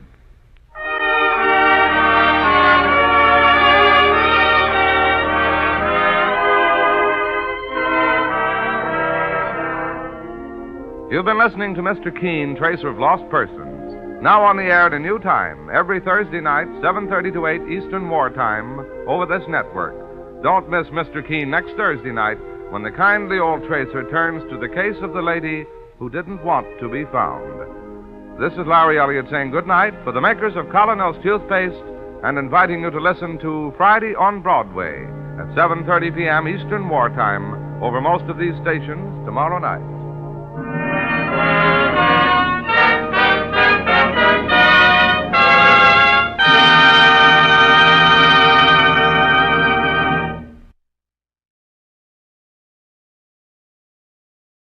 It's time now for Mr. Keene, Tracer of Lost Persons.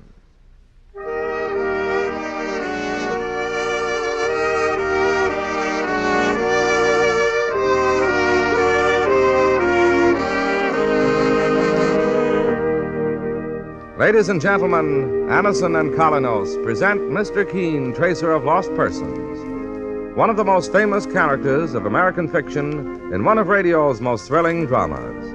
Tonight and every Thursday at the same time, the famous old investigator takes from his file and brings to us one of his most celebrated missing persons cases. Tonight's case is entitled The Case of Murder and the Star of Death.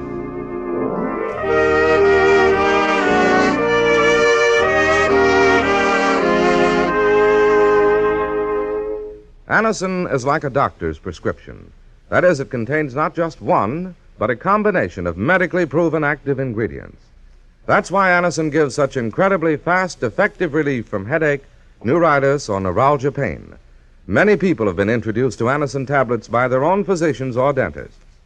If you haven't tried Anison, then you may be surprised to see how incredibly fast it brings relief from neuralgic, neuritis, or headache pains.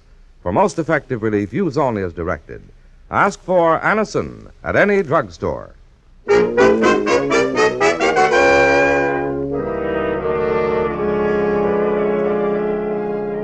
Now for Mr. Keene and a case of murder and the Star of Death. Our scene opens in a large and fashionable home in a New York suburb. A dinner party has been in progress.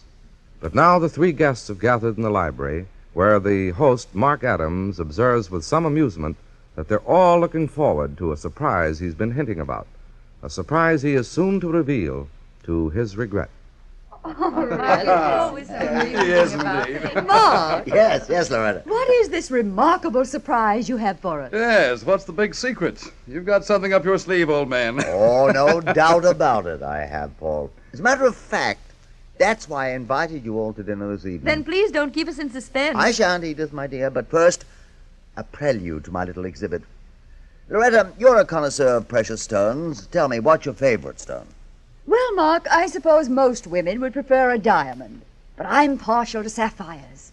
Big ones? What are you getting at, Mark? Paul, you're as well known a collector of precious stones as I am. What would you say was the greatest sapphire in existence? The Star of Death, of course. Star of Death? What a dreadful name.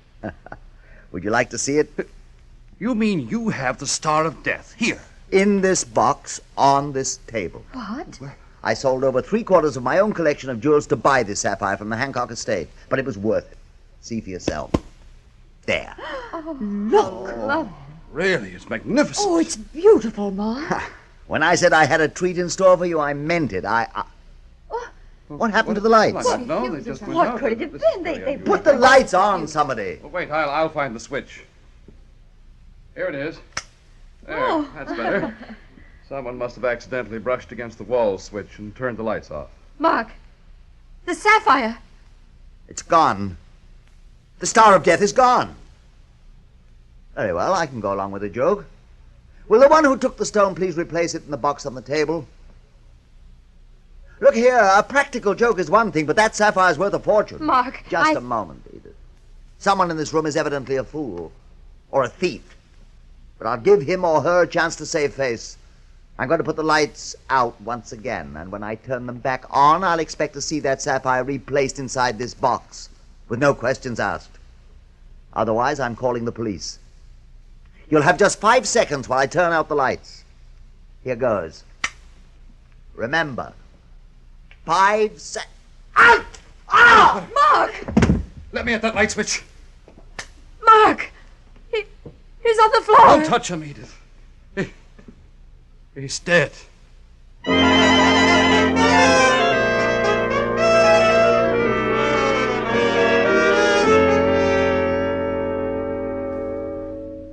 My father had been stabbed to death with a letter opener, Mr. Keene, taken from the desk.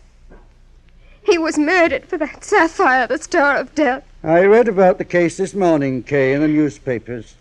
My partner, Mike Tansey, brought it to my attention. Sure, it was one of the strangest cases in years. All 3 suspects were arrested, boss.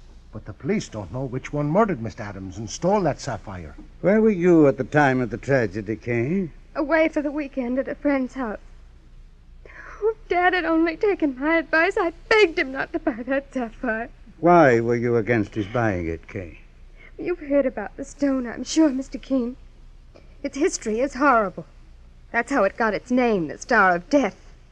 3 people died while it was in their possession, all violently. Father was the 4th victim. Tell me something about your father's guests. Who was present that night? There was Edith Sims. Father was very fond of her. I even think there was a possibility he might have married her. He'd been very lonely since Mother died 2 years ago. And the other guests? Paul Dudley is a jewel importer like Father was. They were close friends. And Mrs. Loretta Waynard is a well-known socialite, a widow. She's very rich, Mr. Keene, and she'd never have any reason to steal. And that was all? Yes, Mr. Keene. The servants had all left for the night. No one else was there but Father and his 3 kids. The jewel, apparently, was never found on any of them. No, Mr. Keene. All 3 persons swear they're innocent. And Well, it's hard for me to believe that any one of them could have done a thing like that. How does it strike you, Mike? Well, it's a puzzler, Mr. Keene. Sure, what happened to the sapphire? It couldn't have just disappeared. No, Mike, and yet I'm sure all three suspects were thoroughly searched by the police. Mr. Keene, couldn't it have been someone else? A thief who sneaked into the house? It's possible, Kay, but I doubt it. By the way, who described the details of the murder to the police? All three of Father's guests, And their stories were identical? in every detail. Will you help me, Mr. Keene? I have faith in the police, naturally, but this case is so mysterious. You're the most famous investigator in the country. And if you could work with the police... I'll try my best, Kay. And I'll also try to recover the stolen sapphire for which your father was murdered. Oh, thank you. I suggest you go home now and wait for my call. I'll want to look the house over. But before I do that, I think I've got an idea. What is it, boss? It's rather unusual, but if Lieutenant Hale of the Homicide Squad is willing to cooperate with me, maybe Mark Adams' killer will pay far more for that sapphire than he ever bargained for.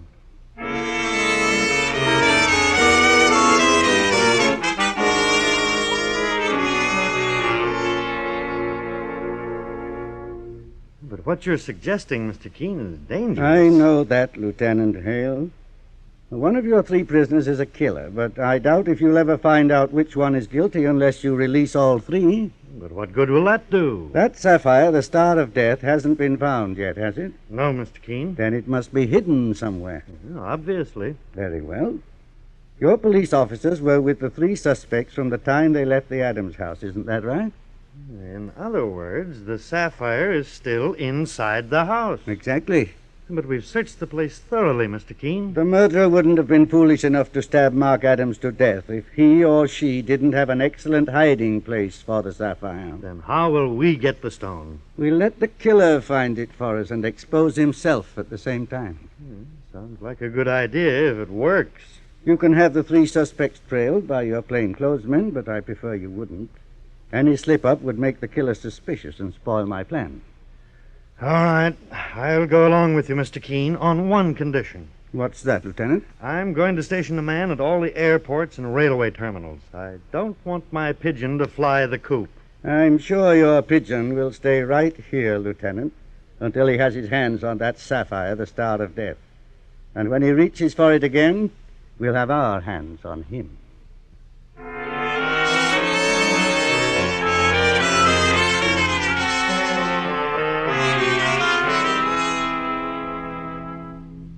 This is the library, Mr. Keene.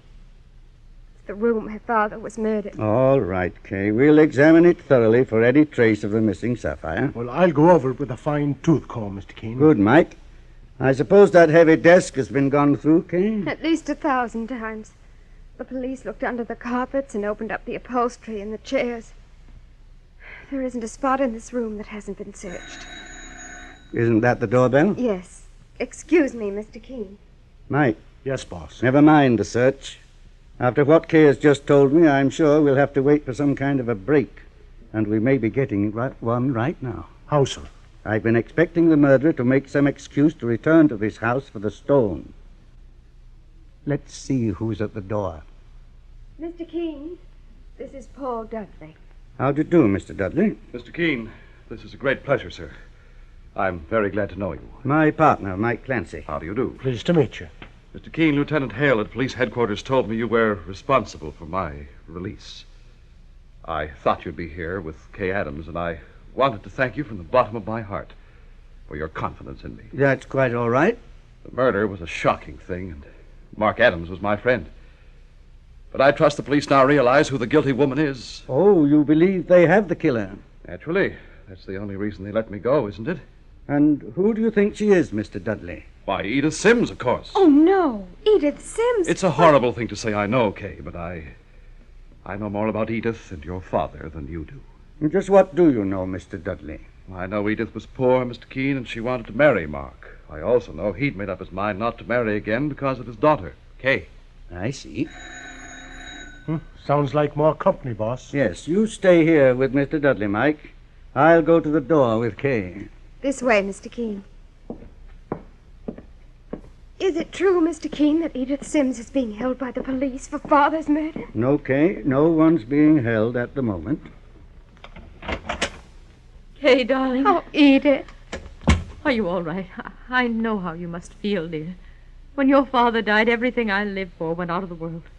This is Mr. Keene, Edith. Mr. Keene? He's investigating Father's death. May I ask what brought you here, Miss Sims? I came to comfort Kay, Mr. Keene. And I want to stay a few days, darling, here with you. We can console each other, perhaps just a little. Of course, Edith. That woman isn't here, is she? What woman, Miss Sims? Loretta Waynard. Oh, no. No, she isn't. Oh, thank goodness. Why are you so relieved, Miss Sims? Oh, did I sound relieved? I didn't mean... Please, Edith, tell Mr. Keene everything you know. He's here to help me. Well, I have no right to say this, Mr. Keene. But then I have no right to hold it back. I overheard Loretta Waynard quarrel with Mark Adams. On the night he was murdered? Yes. They were in the study just before dinner. Loretta told him she'd learned that he wanted to marry me, and she said he was out of his mind. They must have been closer friends than I thought. Loretta despised me, I know it, but I didn't care. It was what she said to Mark that hurt. And what was that? She said a man would be better off dead than married to a fortune hunter like me. Mark became angry, and she apologized, Mr. Keene. Miss Sims, would you wait inside for me, please? Here's my partner, Mike Clancy. I want to have a word with him in private. Come with me, Edith, dear. Very well. Oh, boss, we... Saints preserve us, another customer. Yes, Mike, and I believe this one will be the last. The third and last guest at the dinner party where Mark Adams was murdered and a fabulous sapphire stolen. I'll open the door. You are Mrs. Loretta Waynard? Yes. Is Kay Adams here? I came to pay my respects in her bereavement. Please come in. My name is Keene, Mrs. Waynard. Mr. Keene? The famous investigator? Well, this is a lucky coincidence. I'd heard you were investigating Mark Adams' murder, and I was coming to see you. Why? Because I know who murdered Mark. I realized it after I left police headquarters. I remembered a remark at dinner the night Mark was murdered. Paul Dudley said it, Mr. Keene, and I remember his exact words. What were they, Mrs. Waynard? He said he'd give anything for possession of that sapphire, the Star of Death, and that it was a jewel any man would murder for. Did Paul Dudley know Mr. Adams had it in his possession at the time? Well, I couldn't say, Mr. Keene, but I'm telling you the truth, and Edith Sims is my witness. Very well. We'll give you a chance to prove it now. Miss Sims is inside, along with Mr. Dudley. Will you join them, Mrs. Waynard? Certainly. I'm quite willing to make that statement to Paul's face. Well, Mike? Yeah, sure, and we've got a fine jigsaw puzzle on our hands, boss. Each one accuses another, and their stories are all equally strong. The thing to do now is to find out who's lying, Mike, and put our hands on that fabulous sapphire. And when we do, the Star of Death can claim another victim when the killer gets the electric chair for murder.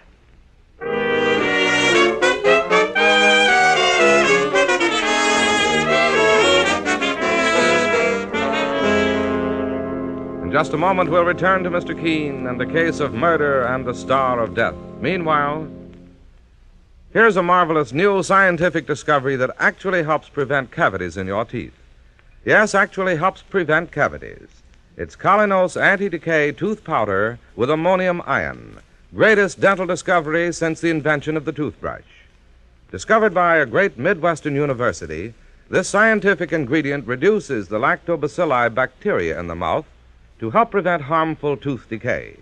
New Kalinos is the first world-famous dentifrice to offer ammonium ion and retain its pleasant, minty flavor and popular price. Neither this new Kalinos powder nor any other ammonium ion dentifrice is a cure-all, but your dentist will tell you that in most cases, new Kalinos, correctly used, reduces tooth decay, reduces the number of cavities. Think what that means to you and your children. Fewer fillings, less pain, less trouble. Above all, healthier teeth. And healthier teeth mean a cleaner mouth, more pleasing breath. Wonderful new Kalinos is dentist recommended, dentist approved. So do as your dentist tells you. For brighter teeth, sweeter breath. Yes, and for fewer cavities, get new Colonos Anti-Decay Tooth Powder. Now back to Mr. Keene and the case of murder and the Star of Death. The murder of Mark Adams, a prominent jewel merchant, brings Mr. Keene, the great investigator, and his partner Mike Clancy on the trail of one of the cleverest jewel thieves in the country. For Mark Adams was murdered for the Star of Death, a fabulous sapphire that Mr. Keene believes has been hidden inside the Adams home by the killer. Now, the three people who were with the victim at the time of his death are in the house, along with Kay Adams, the victim's daughter. And as Mr. Keene and Mike gather them together in the room where Adams was murdered... We seem to have reached an impasse in the mystery of Mark Adams' death, ladies and gentlemen. All three of you are under suspicion of murder. Just a moment, please. Mr. Dudley. Well, Mr. Keene? You told me a few moments ago that, in your opinion, Edith Sims committed the crime. Paul, how could you say such a thing of me? You loved him, Edith, and he refused to marry you. That isn't true. Mr. Dudley is also among the accused. You mean someone says that I'm the murderer? Loretta Waynard. Why, I'll... Take it easy, Mr. Dudley. The boss wants me to keep this conversation on a friendly level, so to speak. And lastly, Mrs. Waynard joins the lists of suspects. What? Who could have blamed me for it, Mr. Keene? I did, Mrs. Waynard. Edith, you! I overheard what you said to Mark. You told him he'd be better off dead than married to me. You loved him, too, and you were furious because he loved me. How dare you say that? How dare... Mrs. Waynard. She tripped over the rug, Mr. Keene. She struck her head against the floor. Well, she's unconscious. Would you carry her inside, Mr. Dudley? I'll call a doctor. No. I'll be all right. I don't need a doctor. She's coming around. Better see that she rests for a few minutes anyway. Here, let me help you, Mrs. Waynard. In spite of what you said about me, I'm not angry with you. Help her in here, Paul. All right, Kay. There's a studio couch in this room. Mike, I just noticed something. What was it, boss? Just before Mrs. Waynard tripped, I saw Paul Dudley bending over the desk looking at something. But there's nothing on that desk but a blotter and a pen, Mr. Keene. Wait. Don't examine it now. I think someone's coming. Kay Adams said there was some water out here, and I thought Mrs. Waynard... Oh, here's the pitcher on the table. How's she feeling, Mr. Dudley? A little better. Oh, by the way, Mr. Keene, I'm remaining here in the Adams home for the night. I live upstate, and the next train is very late. Kay Adams has offered me a room. I see. Excuse me. Well, that's two of them, boss. Miss Sims made an excuse to stay here, and so is Paul Dudley. I'm also quite sure that Loretta Waynard will be too ill to go home this evening. That makes three suspects, all trying to stay here in the house where that sapphire is hidden. Come over to this desk again, Mike. I want to see what interested Mr. Dudley a moment ago. Well, it's a very fancy desk, sir. Look at the leather covering. It's kept in place by nail studs, and one of those studs seems to be loose. Yes, this is the one Paul Dudley was... Mr. Keene, when you touch that nail head, a secret panel opened in the side of the desk. Look. Yes. And look what it contains, Mike. Saints preserve us. It's the sapphire, the Star of Death. The most magnificent jewel I've ever seen. We'll take possession of it for the time being, Mike, and close this secret panel again. Don't say a word about this to any of them. As far as they're concerned, the sapphire is still missing. Sure, and one of them's going to get a surprise, boss. That's what I'm counting on. That secret panel in the desk is an ingenious contraption. It must have been specially made for someone. Well, do you think Mark Adams had it made, Mr. Keene? No. If he'd known about that secret panel, he'd have looked there the moment the jewel was missing. Well, then who could have known? The desk's original owner. Mr. Adams probably bought it from someone else. Well, his daughter Kay'd know, sir. Possibly, but I don't want to ask her in front of the others. I'll wait for an opportune time. Are we staying here for the night? Everyone else seems to be. We may as well join them. Well, what's the next move, Mr. Keene? We found the Star of Death, Mike, but we still have to find our killer. Frankly, I think I can almost do that now, but let's wait for overwhelming proof. And I wouldn't be surprised if we obtained that proof tonight.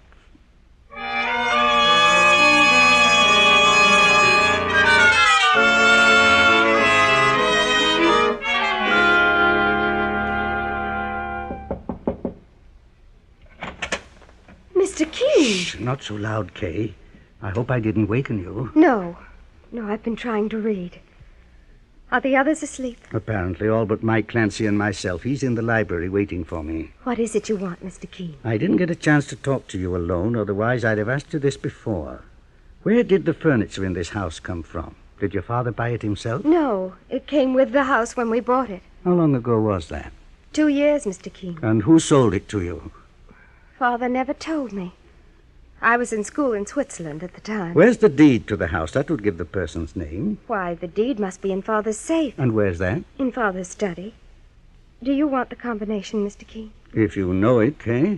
I do. Left 1, right 6, left 4, right 9. I just jot that down. All right, Kate. What are you going to do, Mr. Keene? I'm going to put my hands on your father's murderer.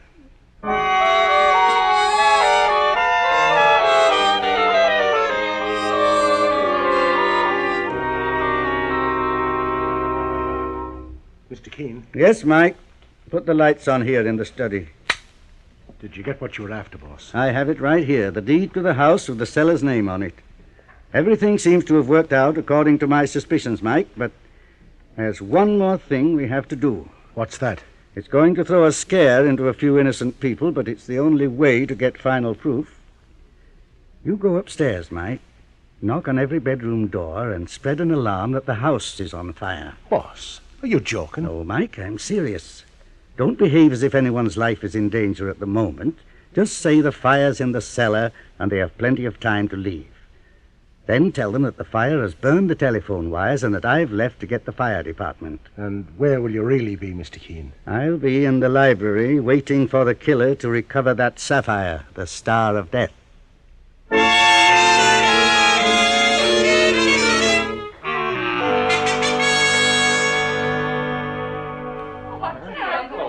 Now, take it easy, folks. There's nothing to get alarmed about. Mr. Keene's calling out the fire department. All right, now. Come on, this way out.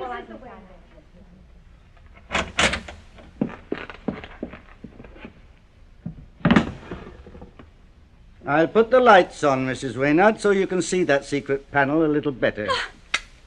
Mr. Keene! I was expecting you to drop by for the sapphire. Don't move, Mr. Keene. I see you've got a gun. You planned this. There isn't any fire. You tricked me, Keene. I began to suspect you this afternoon, Mrs. Waynard, when you tripped and fell at the psychological moment. While you were shouting at Edith Sims, you saw that Paul Dudley was interested in the desk.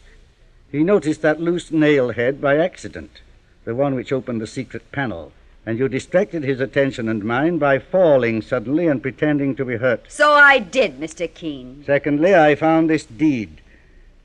You were the one who sold this house and all the furniture in it to Mark Adams, so naturally you must be the one who knew about the secret panel in that desk.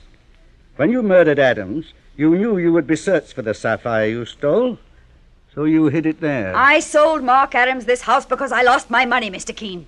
And I'm the kind of a woman who needs lots of it to live.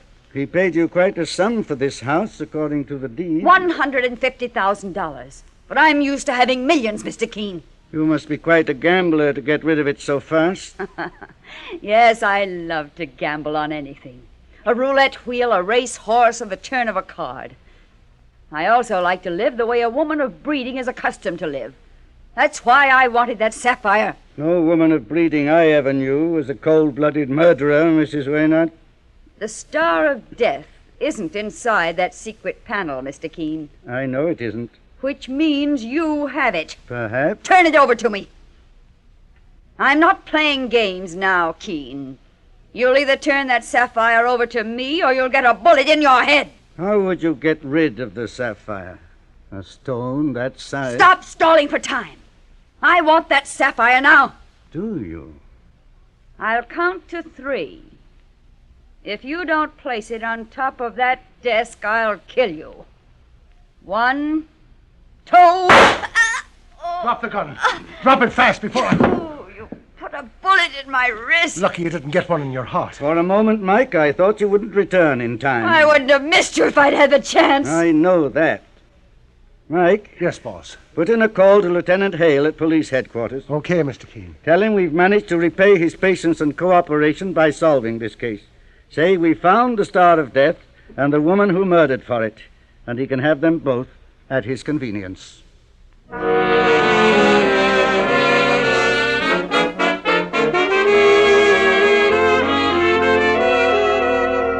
And so Mr. Keene finds the solution to the case of murder and the Star of Death.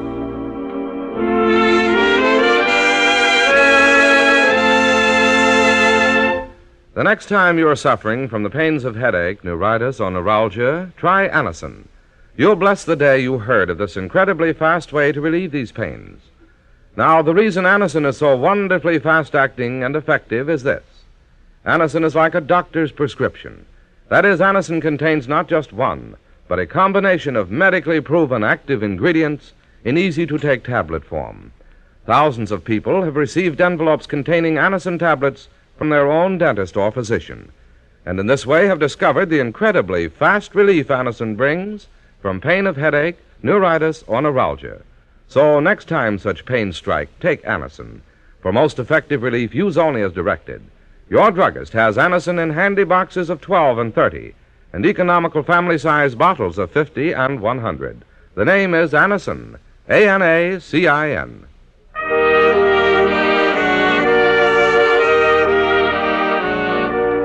Mr. Keene, Tracer of Lost Persons, is based on the novel Mr. Keene. The radio sequel is originated and produced by Frank and Ann Hummert. Dialogue by Lawrence Klee.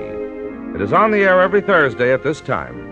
We thank William Podmore, who appeared tonight as Mr. Keene for Bennett Kilpack, who's taking a short vacation on doctor's orders. Don't miss Mr. Keene next Thursday when the kindly old tracer turns to the African blowgun murder case.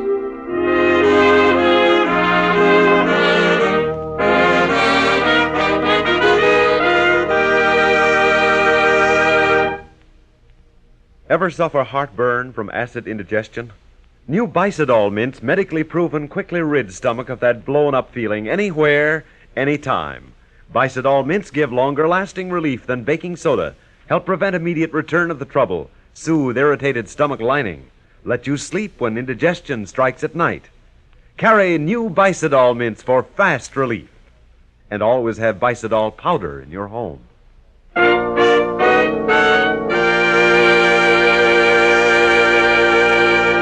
Mr. Keene, Tracer of Lost Persons, will be on the air next Thursday at this same time.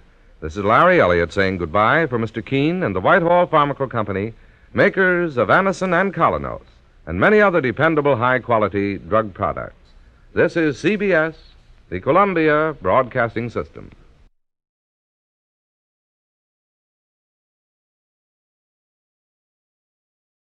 Thousands of women are finding that economical, no-rubbing Aero Wax makes dingy old floors shine and sparkle, look like new. Just apply, and in 6 to 9 minutes it dries to a hard, lustrous, waxed finish that saves countless scrubbings and polishings. Yet Aero Wax costs only 25 cents a pint at grocery, hardware, drug, and chain stores. Get Aero Wax, A-E-R-O-W-A-X.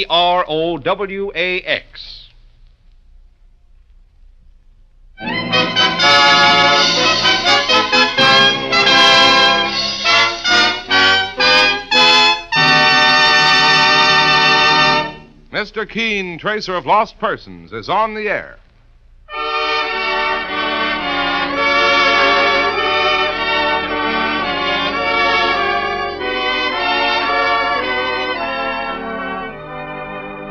Ladies and gentlemen, the makers of Colonos toothpaste present Mr. Keene, Tracer of Lost Persons, one of the most famous characters of American fiction and one of radio's most thrilling dramas.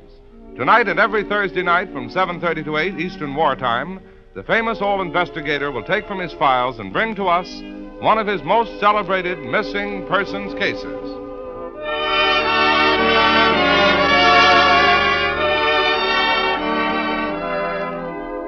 But first, is your smile everything you'd like it to be?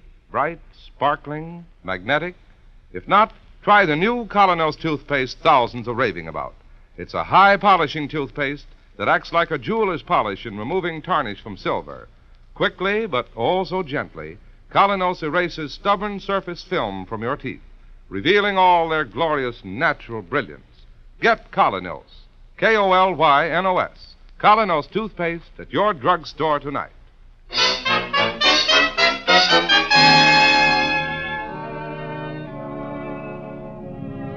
Now, Mr. Keene, tracer of lost persons. This time, our story opens about 100 miles from New York, in a chemical plant in Connecticut. There's a hum of motors and a hiss of compressed air as Mr. Keene and his assistant, Mike Clancy, are guided across the floor amid great vats and retorts. Halfway across the floor, their guide, a thin, nearsighted man, pauses to answer a question. Oh, yes, Mr. Keene. Our production right now is entirely for the war effort. And I gather, Mr. Wallace, that this plant supplies chemicals for various types of explosives? Oh, yes. Shells, bombs, mines. My. Look at the size of them big vats over there. Hitler wouldn't like to think of all the shooting that's going to come out of them, I'll bet. Quite right, Mr. Clancy, quite right. And that may have a lot to do with the reason that our manager, Mr. Morley, has sent for you two gentlemen. Well, why did he, Mr. Wallace? All I know is that he phoned my office yesterday in New York and asked me to come here the first thing this morning. What's happened? Well, I'm only in the personnel division. I'll have to let Mr. Morley talk for himself. If you'll come along to his office, over there on the right. No, sir. Must be on the left. The left? Oh, yes, there's the sign. Manager. Oh, yes. Forgive me for not knowing the way around my own plant. But I've broken my glasses, you see. I'm very nearsighted. Never mind, Mr. Wallace. We'll guide you. In fact, here we are right now. One moment while I knock. Come in. Good morning, Mr. Morley. Oh, good morning. You must be Mr. Keene. That's right. This is my assistant, Mike Clancy. Glad to meet you. How do you do, Mr. Clancy? Won't you come inside, please, gentlemen? You too, Wallace. Yes. Right now, if you'll just sit down and make yourselves comfortable. Thank you. Now then, Mr. Morley, what's it all about? Well, I'll come right to the point, Mr. Keene. As you've probably noticed, this is a war plant, and a very busy one. Mm-hmm. And right now, we've just received a very serious threat to our production. How? By the disappearance of a member of our staff. In fact, our best chemical engineer. That is serious. There isn't another man in the plant who has his know-how. We must get him back as soon as possible. What's this man's name? Henry Trevor. And how old? 42 or so. Mm-hmm. When did he disappear? 3 days ago. Under what circumstances? Well, I'll let Wallace here tell you. Well, sir, it was late Monday afternoon. I went to Mr. Trevor's office to check a personnel matter, but he didn't have time to talk to me. He already had his hat and coat on, was leaving the plant. Not that he was a clock watcher. Oh, no, indeed. Continue, please. Well, Mr. Keene, there isn't much more to tell. Mr. Trevor left the plant and just never returned. You've checked at his home? Well, he has lodgings, but he never slept in his bed that night. Mm-hmm. Was he in any sort of private difficulties? No, none at all. Unless Wallace here has an idea. Oh? What is it, Mr. Wallace? You've heard how valuable Mr. Trevor is to us. Obviously, if anybody stands to profit from his disappearance... Oh, are you hinting that his disappearance may be the work of enemy agents? Yes, Mr. Keene. Glory be. I don't know whether I'm permitted to tell you, but perhaps Mr. Morley... Oh, I think I can refer to it in a general way. Mr. Keene, this plant has been working on an important new device. Really?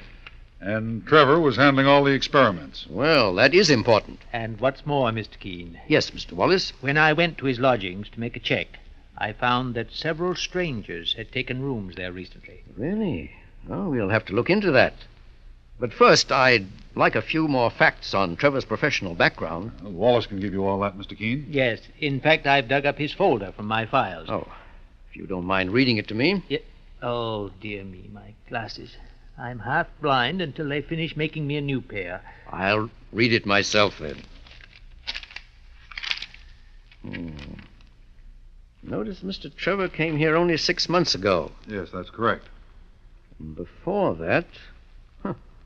Why, all his previous experience was as a school teacher. Yes, quite so.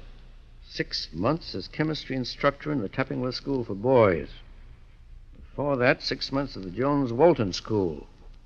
And then sick for a year in Nevada. Lung trouble, he said. but he was completely cured. And before his illness, 15 years at the Morton Latin School. This strikes me as very odd, Mr. Morley. What does? Here is a man who was content for 15 years to stay in one place, and then he becomes ill. When he recovers, he shows an extreme restlessness. He rushes from one job to another. Well, he told me that after he recovered his health, he started looking for better jobs. And here's another point. You say he was your best chemical engineer? Absolutely. But all his past experience was as a teacher. Something very much different. Well, Mr. Keene, he had a college degree in chemistry, so we were mighty glad to have him. What with the shortage of technicians since the war. I still think that the only explanation is enemy agents. Well, possibly. Meanwhile, thanks for the information, Mr. Wallace. I'll pay a visit to his lodgings. Whatever you wish, Mr. Keene, but just find Trevor. We need him. I'll do my best. Come along, Mike. Okay, boss. If you'd like me to show you out. It won't be necessary, thank you, Mr. Wallace. Good. I have some other matters to discuss with Mr. Morley. Good day. Good day. Good day. I'll let you know just as soon as anything develops. Well, thank you, Mr. Keene. Well, boss, what do you think? First, let's get some facts, Mike, and then we'll think. Oh, you there, Mr. Keene? Why, boss, somebody's calling you. Mr. Keene? Yes, that girl over there by the machine. Yes, young woman? Mr. Keene, I heard Wallace mentioning your name when you came by before. You're the famous investigator, aren't you? Yes. Well, I guess you're up here to look for Mr. Trevor. You know about his disappearance? Why, sure, everybody knows. Well, do you have some information that might help me? Boss, I think she means... What do I mean? Well, somebody stuffed him into one of them big vats. No. What I wanted to say is, if you could get interested in women's hats... Women's hats? You might find out a whole lot more than you know right now. What do you mean by that? Stop that machine for a moment. Sorry, I got work to do. Well, please, this is important. I told you all I can. Stubborn little devil. Please, young woman, listen to me. No use, Mike. Let's get out into the hall. Women's hats. What does she mean by that? Mike, I have half an idea. On our way through the town, we stopped once to ask directions. Sure, in a cigar store. Did you notice what was next door? Oh, yes. A hat store. A very smart-looking little place. Unusual for a town like this. You think that's what the chick meant? Let's find out.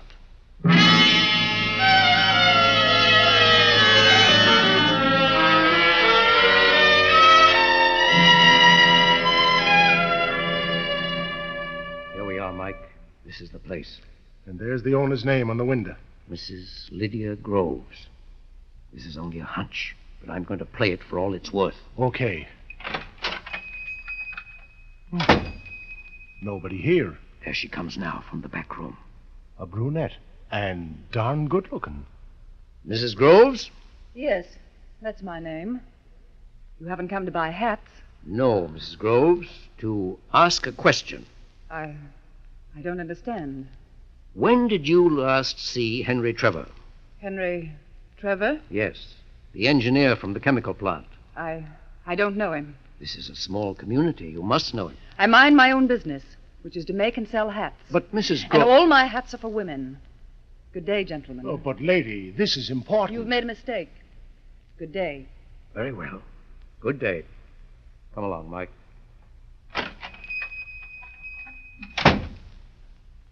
Boss, do you think she was telling the truth? No, Mike, I don't. Enemy agent? Mike, in my long life, I found out that a beautiful woman can cause plenty of trouble without being anybody's agent. But this fellow Wallace said we still need more information. The only way to get it... How, sir? Let's circulate around town and dig up every bit of gossip that we can. You hang around the lunch wagons, the gas stations. As for me, I'm going to get a haircut.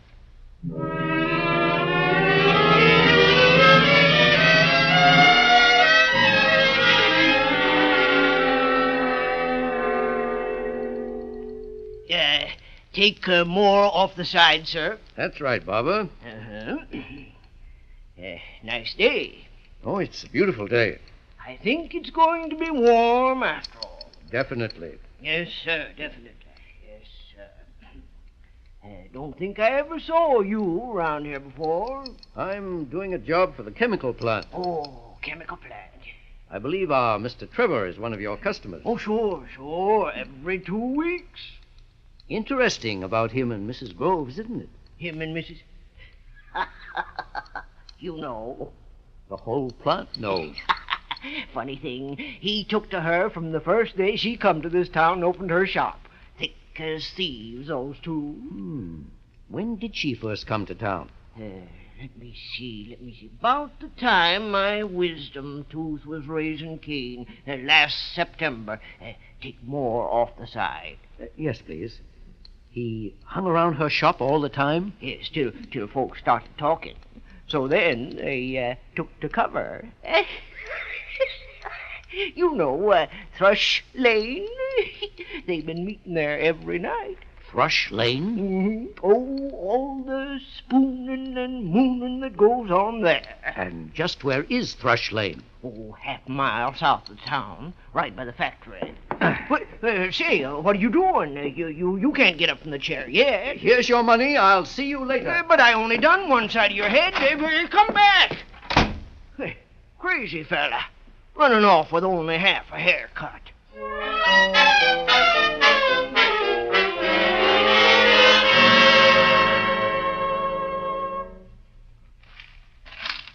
No, boss, there's nothing in the underbrush over here. Well, come over to this side. Oh, Mr. Keene, so sure we've been at it for 3 hours already. I know, Mike. This is our only real lead. Remember what the barber said. They met here every night. Oh, boss, take off your hat just once more. I will not. The strangest haircut I ever did see. And you such a proper gentleman. Here, help me put these branches aside. There. And you're still hoping to find Trevor's body out here in Thrush Lane? Not hoping. I'll be glad if I'm wrong. Well, there's nothing here. All right. Let's get back on the path. Mike, so far we can be sure of only one thing. What's that? Trevor and Mrs. Groves knew each other long before they ever came here. Of that I'm certain. You see, I found they arrived here actually within a week or two of each other. Trevor to take the job at the plant. And Mrs. Groves to open the shop. Then promptly they became friends. Then promptly... Yes, Mr. Keene. Well, what are you staring at? Something there on the ground, just a yard ahead of us. I don't see it. Well, look, Mike, from over here where the sun strikes it. Oh, sure, but what of it? Just those few little chunks. Come over here, Mike. Bend down. Help me pick them up. Okay, sir. Okay. Here. Mike, judging from the thickness of these fragments, I think we'd better have another talk with our friend, Mr. Wallace.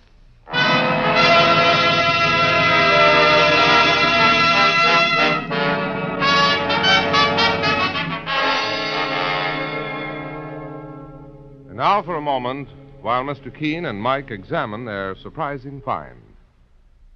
Next time you meet the most successful man you know, or the most popular girl, take a good look at their teeth.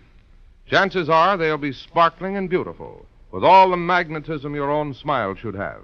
Then examine your own teeth critically.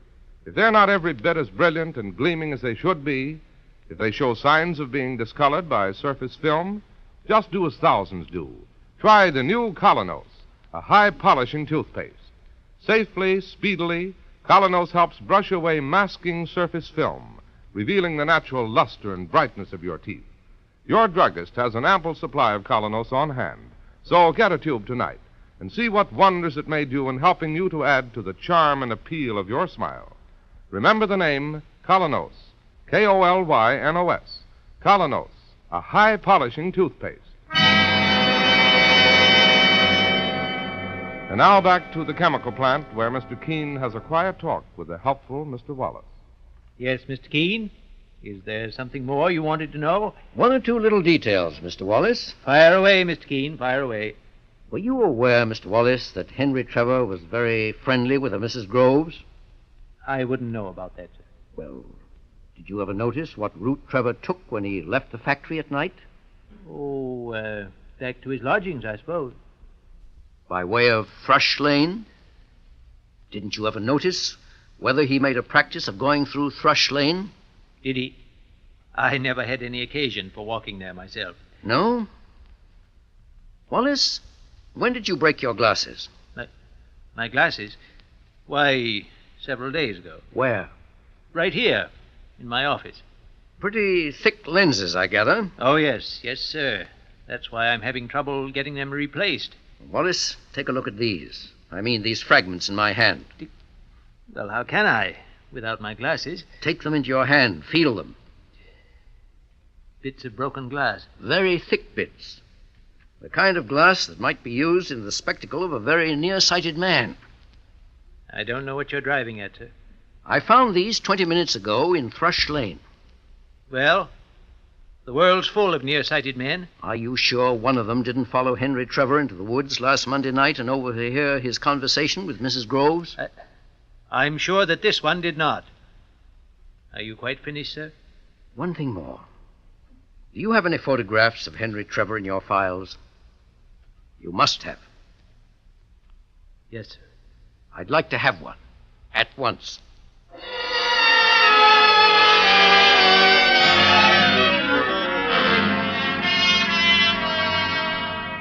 Well, boss, what are you up to now? I'm going on a little trip, Mike. Where to? Back into Henry Trevor's past.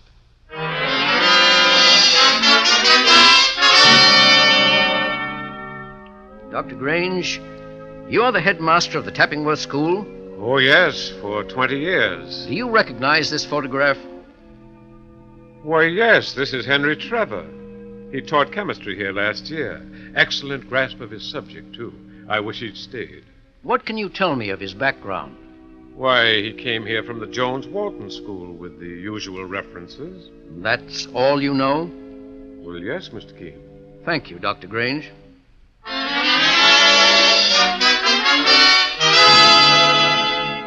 Oh, yes. Yes, Mr. Trevor taught here for one term at the Jones Walton School. He got along well, Miss Mott? Yes, our girls simply adored him. Where had he been before? He'd been sick, I believe, for a year. Before that, the Morton Latin School. Look at this photograph, please. Is that a good resemblance? Perfect.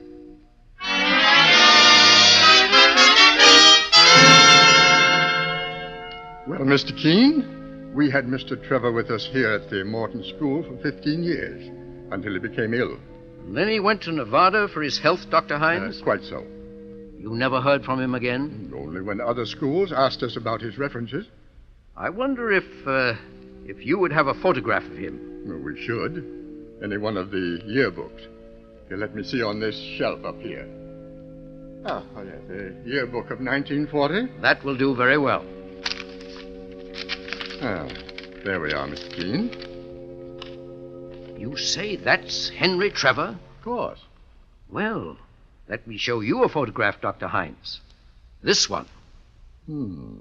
How good a resemblance is this one? Mr. Keene, this is the strangest thing. Do you have time for a story? All the time in the world. Go right ahead.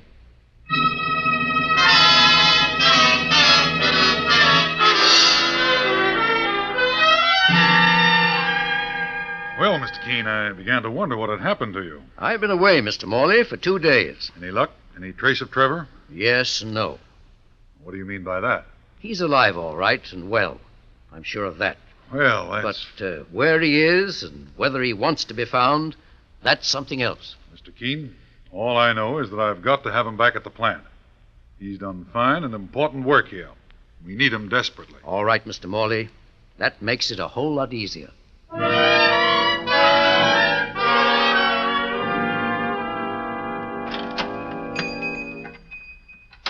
Mr. Keene, it's you again. Yes, Mrs. Groves. Mr. Keene, if you've come to plague me with questions again. No. No more questions. Because I know the answers. I'm not feeling well. Please come back some other time. Now is the best time. You see, Mrs. Groves, I've just finished tracing back the history of Henry Trevor. Or rather, the man who called himself Henry Trevor. I don't understand.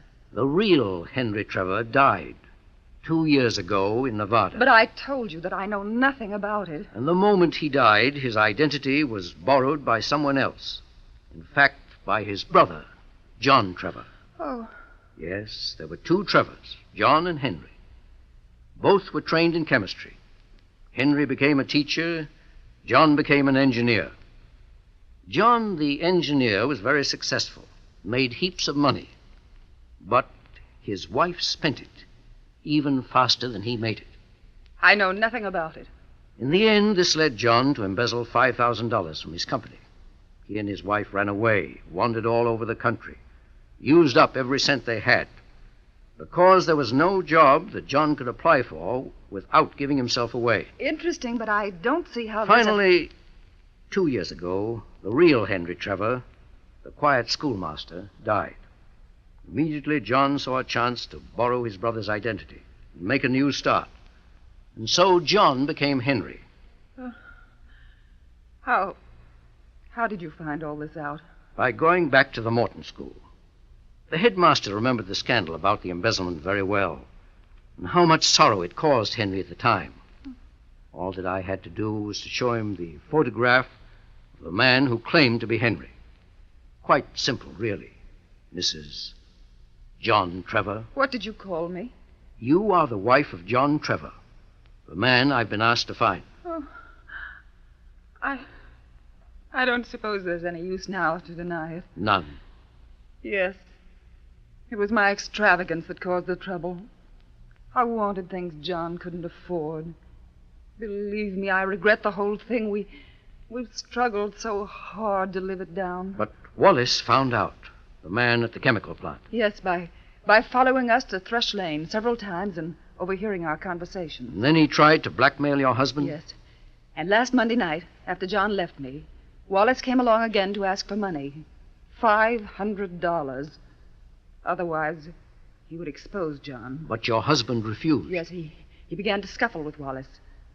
But then he became frightened and decided it was no use. He decided he'd have to run away once again. Where is he now? Don't ask me. Please don't. But you must tell me. No. He's my husband. And this was all my fault in the first place, Mr. Keene.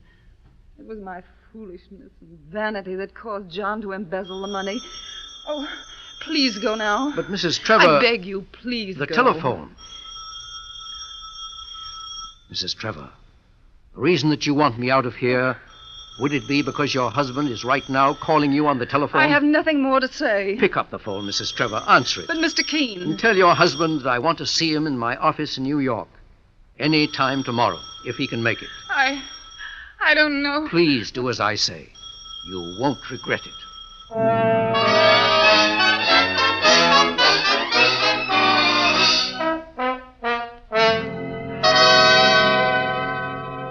Well, boss, do you think he'll come? I have every hope, Mike. But it's almost 5 in the afternoon already. Oh, no. He won't come. Not a guy who embezzled $5,000 and stole his brother's name. There's one thing you've overlooked. What's that, sir? Come in. Good afternoon, Mrs. Trevor. Good afternoon. You came alone? No, not alone. Oh, you're John Trevor? Yes. Come right in, both of you. This is Mike Clancy, my assistant. How do you do? How are you? Sit down now. Mr. Keene, my wife says you insisted on my coming to see you.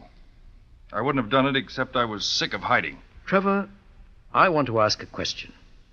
If you had the chance to make restitution for that $5,000, would you do it? Mr. Keene, why do you think we've been slaving for the past 2 years? I had any job I could get, and Lydia in one hat shop after another, to save enough money to pay back. Well, why didn't you get in touch with your old firm? Because we've only got $2,000 so far. Because I was afraid of what attitude they might take. Well, Trevor, there are 2 things that impress me about this case. First, that you and your wife have worked so hard ever since you made that mistake. Second, that you proved yourself so valuable to the war effort. Oh, it's nice of you to say that, Mr. Keene, but... No buts. I'll be glad to accept the $2,000 you've saved so far. And let you pay off the rest in installments. What did you say? I got a telegram this morning from your old firm. What? Let me read it. In view of circumstances as explained by you, we are delighted to accept your check and drop all charges against John Trevor. Why, Mr. Keene, you mean you went ahead and... I took a chance on you, too. I paid off the $5,000 with my personal check. Oh, how wonderful of you, Mr. Keene. Certainly is, but there's still Mr. Morley. I've already made your excuses to him. What did you tell him? The truth. The best excuse of all. And he still wants me back? He'd be very much obliged if you'll take the next train out of here for Connecticut. Oh, Mr. Keene. You'll find one little change, though, at the factory. What do you mean?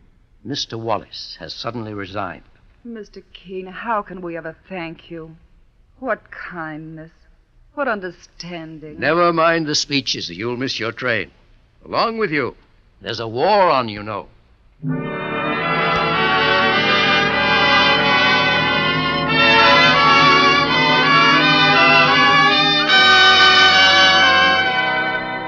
Listen next week at the same time as Mr. Keene brings us the case of murder in the air.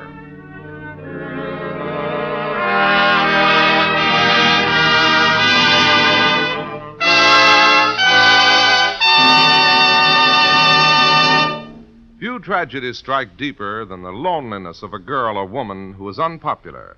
A girl who dresses smartly, looks pretty, is gay and charming, but whose teeth, when seen at close range, rob her of the very charm she strives for. And the same thing is true of the man who must sell himself socially and in business, and whose teeth create an unpleasant effect on others. If you have the slightest suspicion that your teeth are holding you back from social or business success, do as hundreds of thousands have recently done, and that is start cleaning your teeth with the new Colonos, a high-polishing toothpaste. Its action is like that of a jeweler's polish, removing tarnish from a piece of silver. Try it, just once, and then you'll know why people everywhere are changing to this new high-polishing toothpaste, Colonos, and learning the meaning of teeth that can gleam and shine, that give your smile new personality and charm. You can get the new Colonos in any drugstore tonight. It's spelled K-O-L-Y-N-O-S. Colonos Toothpaste.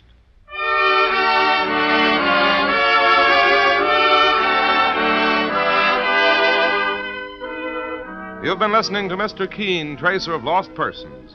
Now on the air at a new time, every Thursday night, 7:30 to 8 Eastern Wartime over this network. Don't miss Mr. Keene next Thursday night when the kindly old tracer turns to the case of murder in the air. This is Larry Elliott saying good night for the makers of Colonos Toothpaste and inviting you to listen to Friday on Broadway at 7:30 p.m. Eastern Wartime over most of these stations tomorrow night.